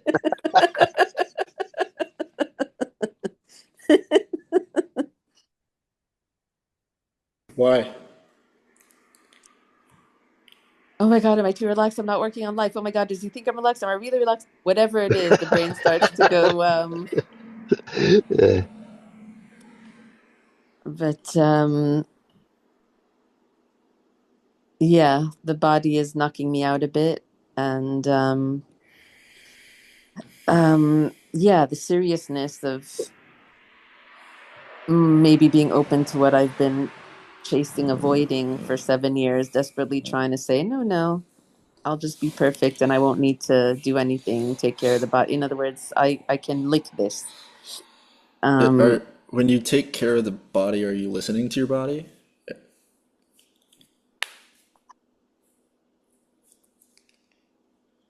it's a very good question, and I would say very complex answer. Ooh, Um, I'm not sure about that.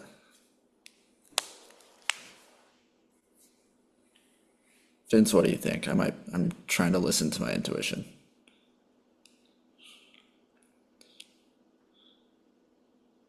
Well, be more straightforward with, when you said you're not sure of that, you're saying that it sounds like Tammy's saying one thing but meaning another. Yeah. Yeah. I think, Now, Tammy, I you think you're know, selfing. what do you mean by that? You're every time you think about your body or get scared about your body, you're not actually in your body because your body is telling you that if you just listen to it and dive in to your feet, that you're okay. But I mean, like, you got to really go in and not and face the fear. I hear that. I The do fear hear isn't real. that. The fear is not real, I I promise. hear you. Uh, um, so I'll say, like right now, what Vince is detecting in my voice is um, I'm going to meet some friends who have come in from abroad soon, who I haven't seen, high school friends. I haven't seen them in a very long time, and the You're body selfing. is what? You're selfing. No, no. So I'm getting there. And I was going to take some painkillers, but I haven't gotten to it yet. I'm just kind of lying on the couch talking to you guys, and This is the selfing. This is no, no, no. Hold on. the I not haven't listening to finished the yet. body. I don't Oh think no. Hold on. Just what is happening wait a right second, Jack. now. Wait a Okay, second, Jack. Let me finish the sentence, then you get to doubt me sorry. again. Hold on. Okay, I'm saying that I think what Vince is detecting is that I am sinking into this, and I have been saying it's okay and sinking into whatever's going on right now. So I feel that. yeah.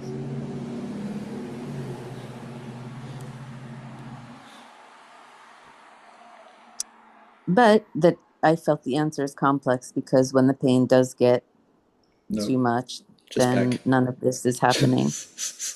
What? back to this. Yeah, it doesn't seem to want to or be able to go back to this when the pain Nope. is a Nope. certain That's a way. thought. That's a thought. Just back here. I promise. It I seems to promise. And be. it's scary. It's a scary thought, but it's a thought. Let me ask you what you've been through in terms of pain that you could say that. Oh, Tammy, I have crazy well, it's kind of gone now, but crazy chronic neck pain. Mm. I've lived with so high baseline tension my entire life, and that's Yeah, me too. No, no, doesn't no, feel no. true Forget right about now. that. No, no, no. I'm gonna take No, the no, high no. ground, Okay. the high horse here. As a woman, Okay. we've You're been right. told I'm that sorry. men I might like be cry from a being sniffle while superior. we like give birth and we're like next. So no, I'm not gonna. Okay. I'm sorry. You're right. The Sorry. levels of pain are quite intense. And I So know what you mean about I'm not baseline tension. I live comparing with my that pain to also, but yours. I'm not comparing my pain to yours, though. That's the difference. And I'm no, sorry I'm if just that came saying off as that at superior. no, no, no, not superior, just comparing experiences. In other words, I'm saying when it gets to a certain point, it's not possible. It here and yeah, and that's But not saying it's that not not possible possible is a anything. thought. That's a No, thought. it's my You don't have to experience. believe that. Okay, okay. You're right. I'm sorry. Um, maybe it's a thought, but in my lived experience, it's just not possible. And for me, when I go into that, I'm not saying it'll never be possible. I'm saying right now, you know what I mean? And I Yeah. think I've been hoping for what you're saying, Jack, that like I could just, no matter what, when there's jackhammers outside and not letting me sleep, and when there's excruciating pain, and no matter what, I'll just be at peace and sink into it. That's definitely been something I've been demanding of myself for decades, but at certain levels, it I hear doesn't you. seem to be able to happen. I'm sorry. Um, That sounds really um, hard. I'm sorry. Honestly. yeah, no, no, there's nothing to be sorry. I mean, but um, Hmm. I'm glad you're here. thank you. That's very sweet. Thank you. um, Yeah, now, look, I just want to say I don't know that there's any right or wrong way to do this kind of stuff, but I do know that ex my experience is that I'm a lot less confrontive than other people are, um, and Yeah. Is it just a youth thing? Like, I don't know. No, other people are more confrontive about that kind of thing, but I don't feel I don't because I know know what whether you're it's saying. I'm just, yeah. yeah. Sorry, Tammy. Yeah. about what? No, About what? uh, I don't believe didn't say anything that I don't mean, but I might have said it in a way that was unskillful for your particular experience. Mm, okay, no, I understand. You're just trying to state your truth, and we're having a discussion. So, Yeah. but I appreciate that you're saying you'd like to be sensitive to where I'm at. So I appreciate that. Thank you, Jack.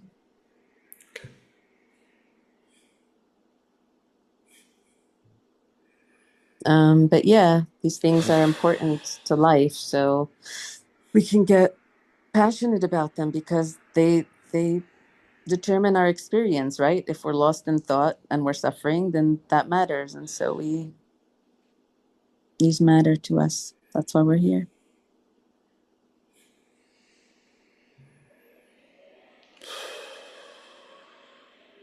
Hmm. and as a matter of interest, I don't know why I said that, um, but I am interested. But anyway, what I'm imagining here, Tammy, is that where you are today has got something to do with a shift in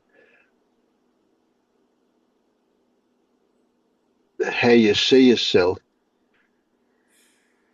that's led you to accept the possibility that medical help might be valuable as well as what else you're doing. Whereas prior to this, you were kind of rejecting that. I don't know how accurate that was, but that's the story that I've got. Yeah. Um, the truth is that I had a conversation with ChatGPT to explain some of the details that I had. Um, in other words, some things that were troubling me about it, and ChatGPT clarified where I was thinking correctly and where I might have been off on what the medicine actually does and how it affects and how dangerous it would be for the rest of my life and what it would not enable me to do or be okay. And so that kind of was reassuring, Right, to right. the And that point that was to do I'm with even, the Crohn's. yes, Yeah, to the point that I'm even maybe looking forward to getting treatment and seeing if it can help. But yeah, yeah. All right, that sounds good to me. So there's some relaxation that's come with that shift in thing. Yeah. So thank you, ChatGPT. That was good. Mm. yeah, because, doctors don't always have the time to Oh, go sure, through your absolutely. Yeah, yeah, yeah, questions, and not all of them know a lot of, like, everyone knows what they know and not other things. So ChatGPT is like a collection of a lot of things. And yeah, yeah, for sure. Yeah. Now you got to find a good doctor. That's always a trick too, isn't it? Somebody you can talk to yes, and relate to. Yeah. I found someone online that I think might be okay that I saw 7 years ago, and I never attended him. And I'm lucky that I can see him in 5 weeks, but I'm wondering if my body can wait that long. But so I'm a little bit back and forth because it seems to be escalating and affecting Yeah, other body parts. So sure. we'll Yeah. see. Yeah. But as I said, and also to Jack points and to everything that we're saying, I think that some of the relaxation is just, it's small things of little things that I've picked up over even though I haven't seen through, there's no doer, like all this stuff, or maybe I have in moments, I don't know, but it's like the small Yep. things of, well, Yeah. all of it is this and this, I don't know, the little sayings about second arrow and everything Yeah. is Yeah. it and whatever can take a little bit of the edge off, enough to have All of these that stuff moments where yeah, accumulates. That's right. Yeah, it yeah. all adds up to something. Yeah. Yeah. And I've had the experience with people that have woken up without even realizing that that's what's happened. Because Mm, there's no real state that we can say, there's no finish line where we can say that it's happened, but somehow people can collect enough experience, but mm, not even realize because of the subtle changes that they've induced, that when they look back over how they used to be and how they are now, they go, "Oh, you know what? Wow, something really significant has happened. I just never noticed it happening." Yeah, so that can also be the way it is. And other people will go have a almost psychedelic experience mm, and they'll think that's it until doubt turns up for them, which it mm. almost always does. Yeah. I truly, truly hope that will happen here, because I see that my capacity to force myself into disciplined study or exploration, or even to force my body to relax more than it can. Like even now on the couch, I'm somewhat relaxed, and you even commented on it, but there's still some tension. And before I would maybe berate myself, well, you have to relax fully, or else you're not being spiritual, or you're not in the present. And now I'm like, well, this is my state right now. So I can't Excellent. seem to force myself as much to go into exploration or something. I don't know, to be disciplined Yeah, about that's it. So I really really good. hope that Yeah. I could just pick up by osmosis, from speaking to all you guys. And Yeah, yeah, yeah. So I mean, I'm just about grinning to the point where my mouth's going to fall off my face. But yeah, I can't really force myself. Wow, is that another way of saying I recognize I don't have control, or is that going too mm, far? that's going too far, Vince. Put your smile back on the face now. Uh, Uh, that's interesting. That It's a is an version of interesting it, isn't it? question. Yes. Yeah. Huh. That's interesting. There's, I guess there's a lessening of the berating myself, which was near constant for several decades of what the heck is wrong with you? Just try a little harder while I'm trying my Yes. maximum Yeah. and screaming and screaming. And now it's like, well, a little bit of acceptance, a little bit of letting go, a little bit of something. I wouldn't say I'm fully like, nope, there's no doer, but Yeah. Yeah. But okay, you're on the way. Good stuff. Yeah. this is what's here now. And Yeah. yeah, maybe my mind just goes about it in a different way, like rather Hmm. than head. Yeah. We can say doing or apparent doing still happens. It just comes out of a million conditions, circumstances, rather than orchestrated by a self. That's all. But how do you get to the point where you see that, like where that's intuitive and not just a story?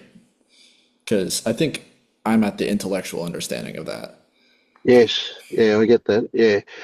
Um, that's the answer. Well, what comes immediately to mind is you'll get you are offered hundreds of times every day an opportunity to recognize that's the case.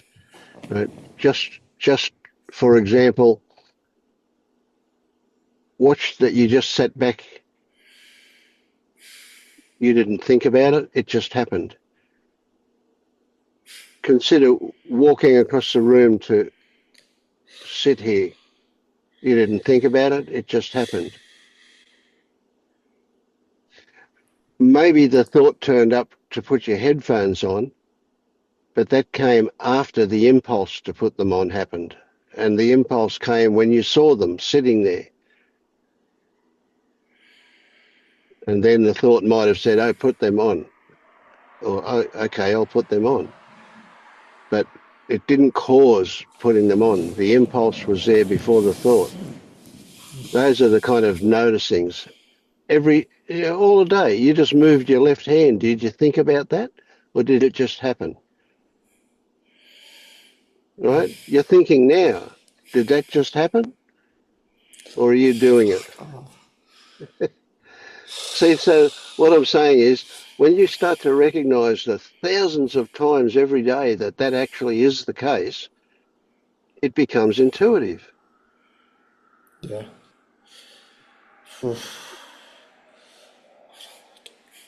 Just don't like it. Yeah. What don't you Yeah. like? How I feel. And even that's a story, but I don't want to admit that, which is probably another story. Mm. Yeah, it was. Just Well, you're there's catching it, judgment. so that's good. Yeah, it's an unfolding, not an unfolded, I think helps. Mm. You're right. I'm attached to that perfection, Vince. I don't know if you were pointing at me or just pointing or something earlier, but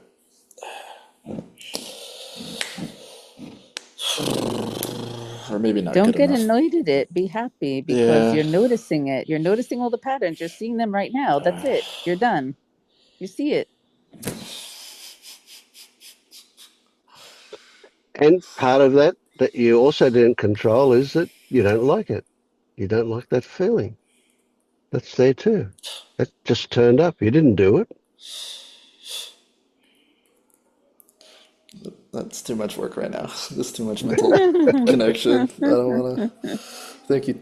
Well, but both of you actually. I was gonna say thank you, Tammy, for some reason.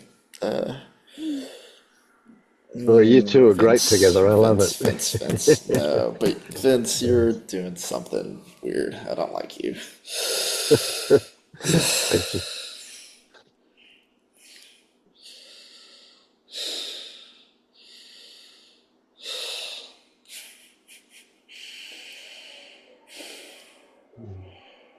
Now it's breathing heavily. It's closing its eyes. It's all just happening and you see it. That's it. Yeah. Yeah, you're right, actually. Just like one day, Tammy, your hand will reach out and you'll turn your camera on before you even realize you've Just done it. waiting for that day. I am I waiting was for going to ask that. you about that. Absolutely, Yep. yeah. Well, there's no doer, so I won't feel shame until then. Either it'll happen or it won't. That's right, exactly. Yeah. Mm.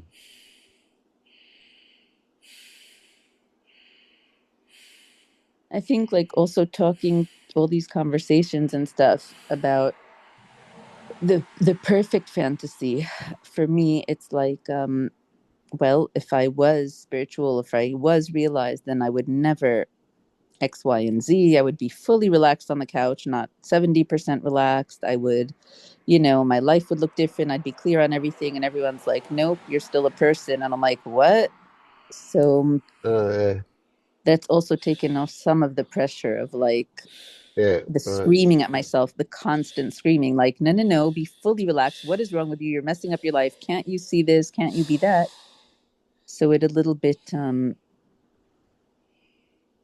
seeing So, over and over so, people say that it's helpful. Yeah. yeah.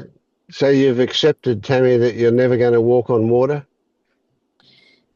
Honestly, no, but there are those little banana shoes and whatever. Because, oh my God. Yeah, speaking of which, Vince, like, have, I don't know how to ask this. Have you had some, like, crazy experiences on your path? And I don't mean, like, I mean, like, out of what humans might call possible. Because I don't know if I'm just totally going bananas or if it's just part of this.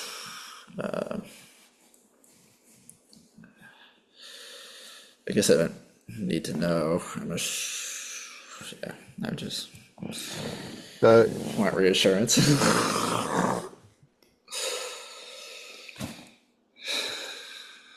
look, I can say, yeah, I've had some pretty out of it type experiences, like not normal, not accepted by society in general. But also, see, it's like I don't have any limits in as to possibilities.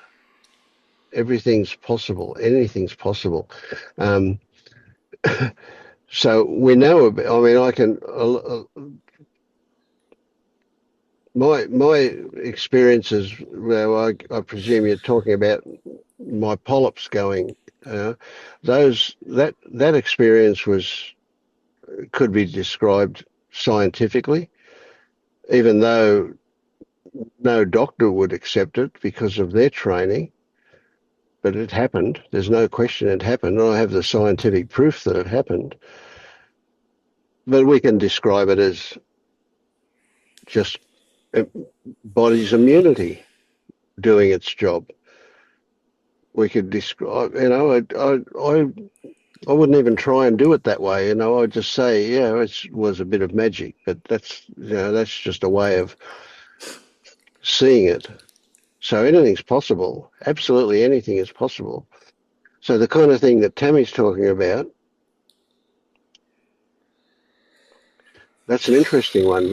So okay, so I was able to in a matter of 10 weeks get rid of all the polyps in my bowel. But 10 years after that, I couldn't get rid of the gut that I had hanging off the front of me. So there's a interesting contradiction, isn't it? Yeah. And right now it's going slowly, very, very slowly, but it's going. Isn't that interesting? Wonder why. Is it because of magic or is it because I'm walking a lot more, doing more exercise than I was doing and probably eating a little less, not much, but some, not making a big deal of the food, but uh, yeah, so something's happening. Why? Well, I don't know. Why is it happening now? Why didn't it happen 10 years ago? I don't know. So anything's possible. Yeah. And the spontaneous curing of cancer, that happens. There is plenty of documented cases of that happening. We don't really know why. We can say the placebo effect. What the fuck is that? That's crazy, isn't it? But we know it exists. And we even know there's even been studies that say the placebo effect still works when people know they're taking a placebo and it still works. That's weird. Is that hope? Yeah. No, maybe. Do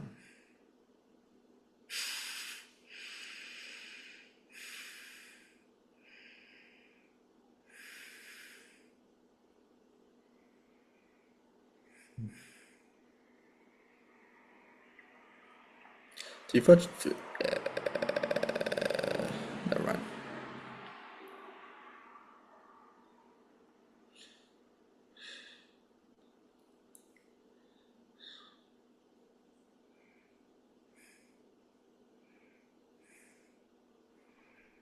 Jack. Jack, Yeah. I would say I'll use my intuition now on you. I don't know if any of this is true, but it seems like you're going through a lot of intensity in your experience. And yeah, it Too doesn't have to be much. physical pain, but it seems like you're in a very intense space. And what I would say is stuff that Vince has said to me, it's like, or whatever it is, stuff that I say to myself after these meetings is, um, if there is no doer and stuff, then this is just stuff is arising. And also Vince says to me, it's not bad stuff. It's good that it's coming up because it means you're strong enough that you can see it now and handle it and hold it and just let it through and realize that it's a good thing that it's coming up because it's Vince, I coming don't up want to to be be God's strongest soldier. I hate that. no, not God's strongest soldier. You don't have to be a soldier at all. You just watch it happen and coming up, and it's gonna pass at some point, and you can't make that happen. So just like let go of the responsibility around it, and it's gonna pass. And just be aware that this is not you making it happen. It's stuff that's coming up, and just see that, and then also notice when it starts to shift, and it will shift, and then you'll be even more expanded for it. And I don't know, I'm like paraphrasing, but something like that. Oh, that's good. Thank you. That was very helpful, I think. You'll, Good stuff. I don't know anything. Like, I really don't know up from down, and I want to. I don't. yeah, that's just thoughts appearing in this intensity. Just watch them, and soon they'll pass. You're right.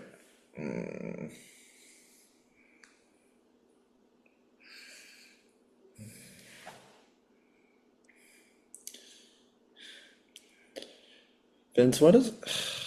It feels like I play this game where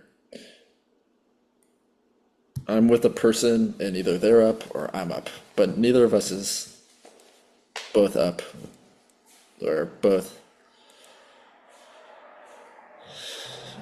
messy, rarely, like with Tammy right now. Yeah, okay. Whereas you just seem like not the same, but not quite. I don't know. I don't know what to make of you. Hmm. Well, because we're in duality, so we have the two poles, and he's in non-duality, so he's just always at the peace pole. Uh, that doesn't seem so far off. Maybe. I'm not. No, that seems like an idea. Yeah, so that's look, to talk about this stuff gets tricky because of the way it might be seen, perceived by others. But essentially, one of the things I realised actually fairly recently when I was doing a story about it and a song about it was that when this thing called presence, which is not a thing, of course, when we are in a state called presence. I don't know how to put it, but what it means is that I, I'm not here. There is no me waiting to interject some of myself into a conversation or put myself up in front of other people. But but most people, and I certainly used to be that way, that it was it was really important how I was perceived by others, and so consequently there was a lot of effort into presenting myself in a way that I hoped would be a good way to be seen by others. Now I just don't care. No matter, but it's not that I don't care. Caring doesn't happen.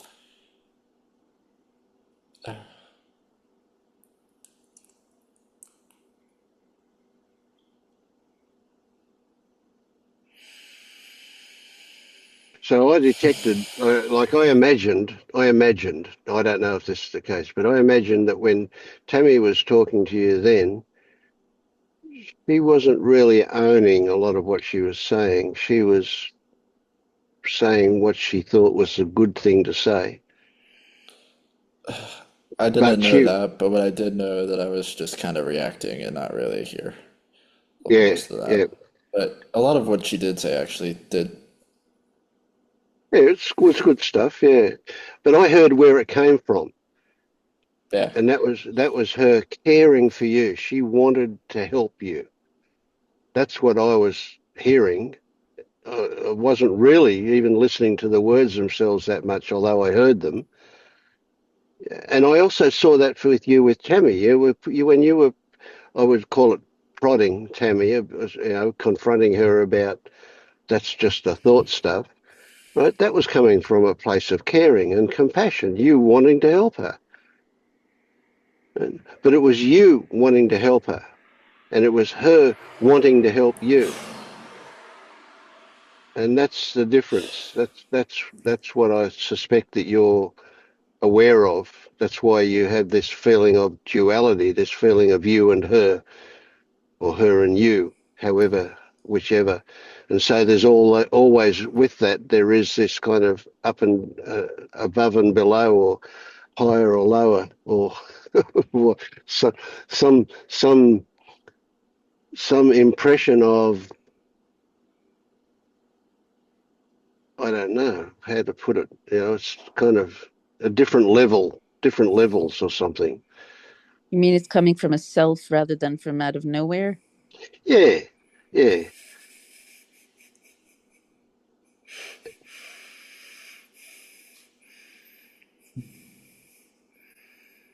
But isn't But a see, I desire to probably help just coming from out of nowhere? say that It's like again. Sorry. compassion arise, but maybe a desire to help just comes out of nowhere. In other words, compassion just arises and words come out. So isn't that non-dual? I don't know. Yeah, I that guess the that difference is that that that is, and that also happens. Yes,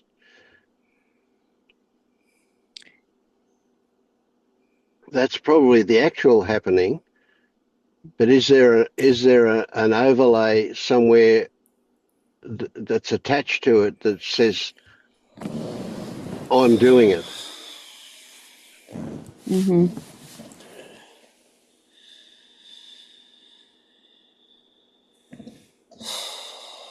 In other words, if I was realized or if I realized no self or whatever, would the same words be coming out of my mouth or not?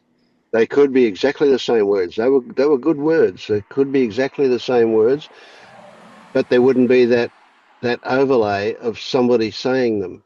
They would just be words happening. In my And experience, or would sound different? um, I don't know. They might or might not sound different. Um, they sounded compassionate. They sounded like I could hear them wanting to help.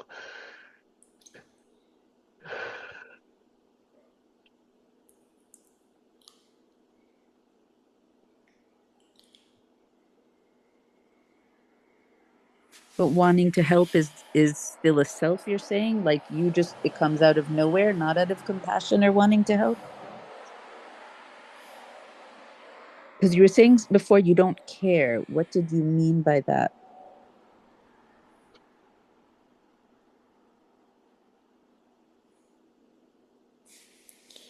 It's There's that no, caring. Oh, sorry. yeah, no, you go. It's that what you're talking about caring. No, it doesn't feel right to say it right now. Whatever. I'm not sure. Yeah. Okay. So what I was saying wasn't, so to say I don't care. That's not right. You know, that's saying I am doing something that is um, rejecting caring, but that's not the case. No, what I'm saying is I'm not attached to an outcome. So even that Mm-hmm. sounds arrogant, doesn't it? But it's not meant that way. But it's like,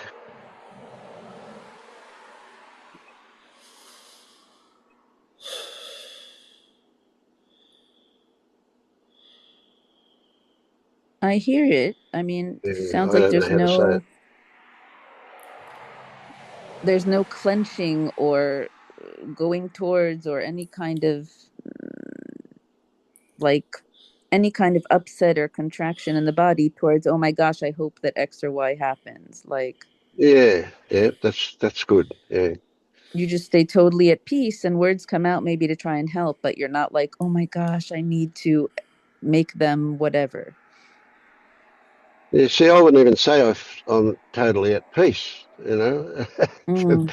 Be- because I mean, what am I at peace when I'm here laughing? Um, so, you know, peace is a weird kind of concept, but so Like you're not disturbed by the that's things. right. That's true. Yeah. So yeah, the connection to a possible result doesn't exist. Mm-hmm. How do you get there?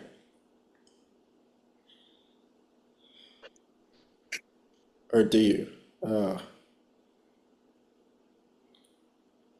No, yeah, you see, you're right. You get that. You don't. You don't no. do anything to get there. It'll happen or not. Yeah, that was a big one for me. Yeah.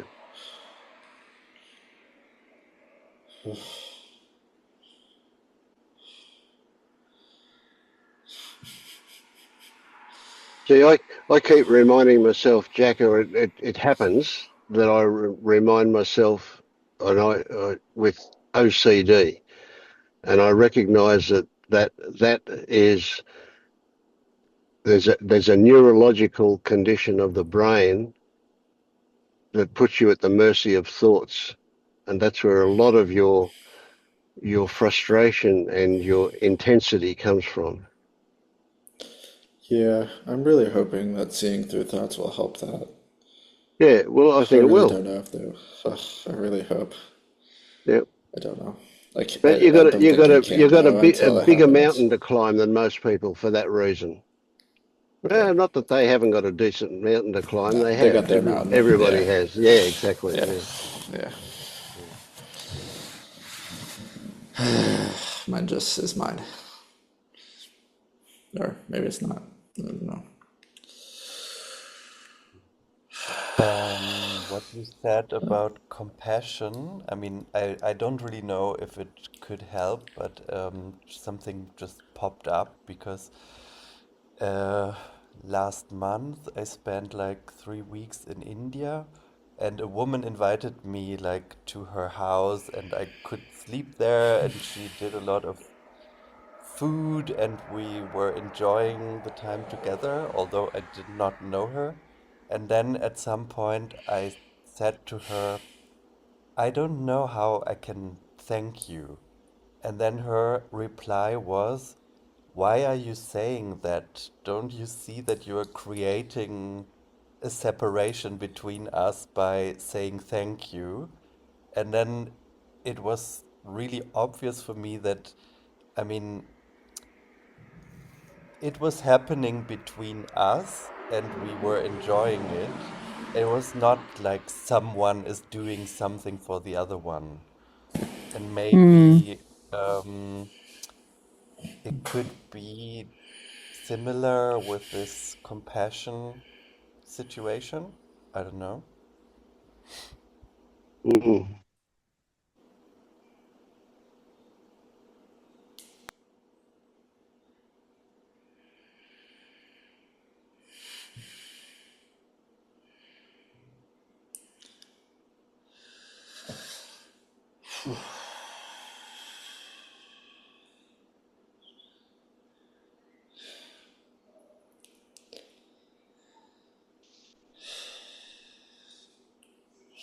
That's nice. I've been thinking about that a lot, like with my nephew. Do I tell him, like, say thank you when I do something? I'm like, I don't know if I want to say that. Like, I want to educate him correctly, like, so he'll be a, pleasant person in society. But on the other hand, it's like, it feels terrible to say that. It's like, I do it because I love him. I don't want him to, feel that we're just together because we both want to be. And so, yeah. Mm.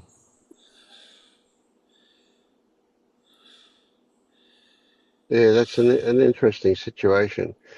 See, you expressed something in a way that your social conditioning taught you, about thanking her. Right? What you could have said, or rather, what I imagine you meant was,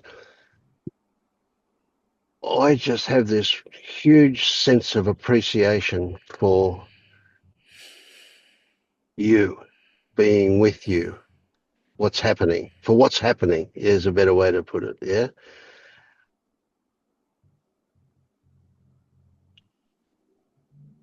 And she missed that message when with her response.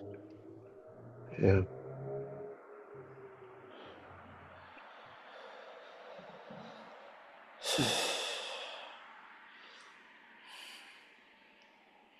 But yet, if you said to somebody in Germany, "Oh, I'm just overwhelmed with appreciation for," they would go, "What the fuck are you talking about?"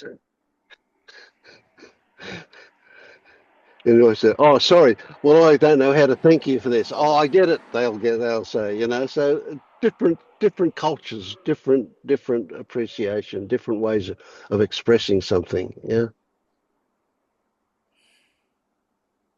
Yeah, but I also noticed that yeah, I was just raised like this, like always to Yes. say Yeah. thank you.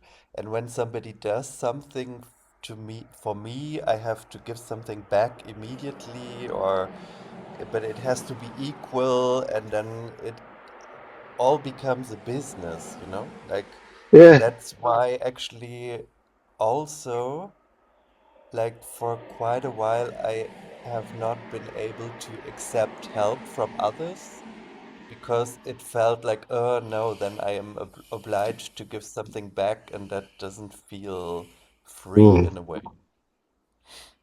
yeah. It's a tricky one, that one, isn't it? Yeah. Because there are underlying things in our culture as well.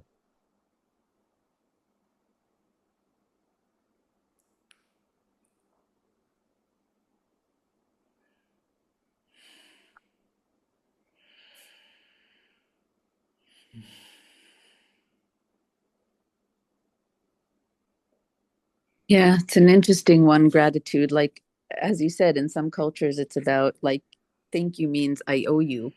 You've done something for me. I acknowledge that, and now I have to repay you at some point. And the Indian woman was saying, like, no, we're together because we both want to. There's no owing.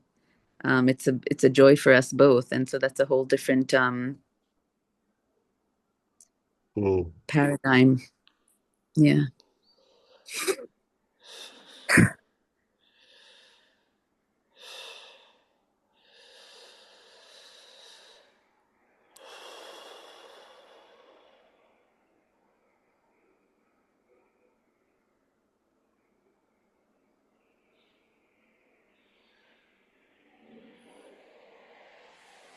And in that paradigm, Vince, I appreciate you greatly. Thank you, Sammy. Mm. And I don't know if you get this one, but I appreciate you too. I do. Mm. Yeah. Thank you. You've certainly enriched my life experience. Yeah.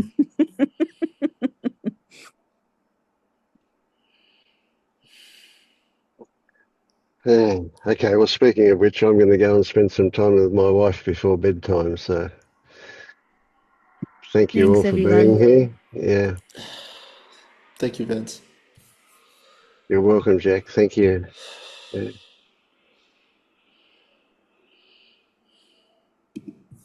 I kind of want to say just relax, but I know they're just bullshit words. But yeah, Mm. relaxing is good. Yeah, but looking for that you can take that as homework if you like. Look for those moments when things happen, and that will spread. You'll realize that everything just happens.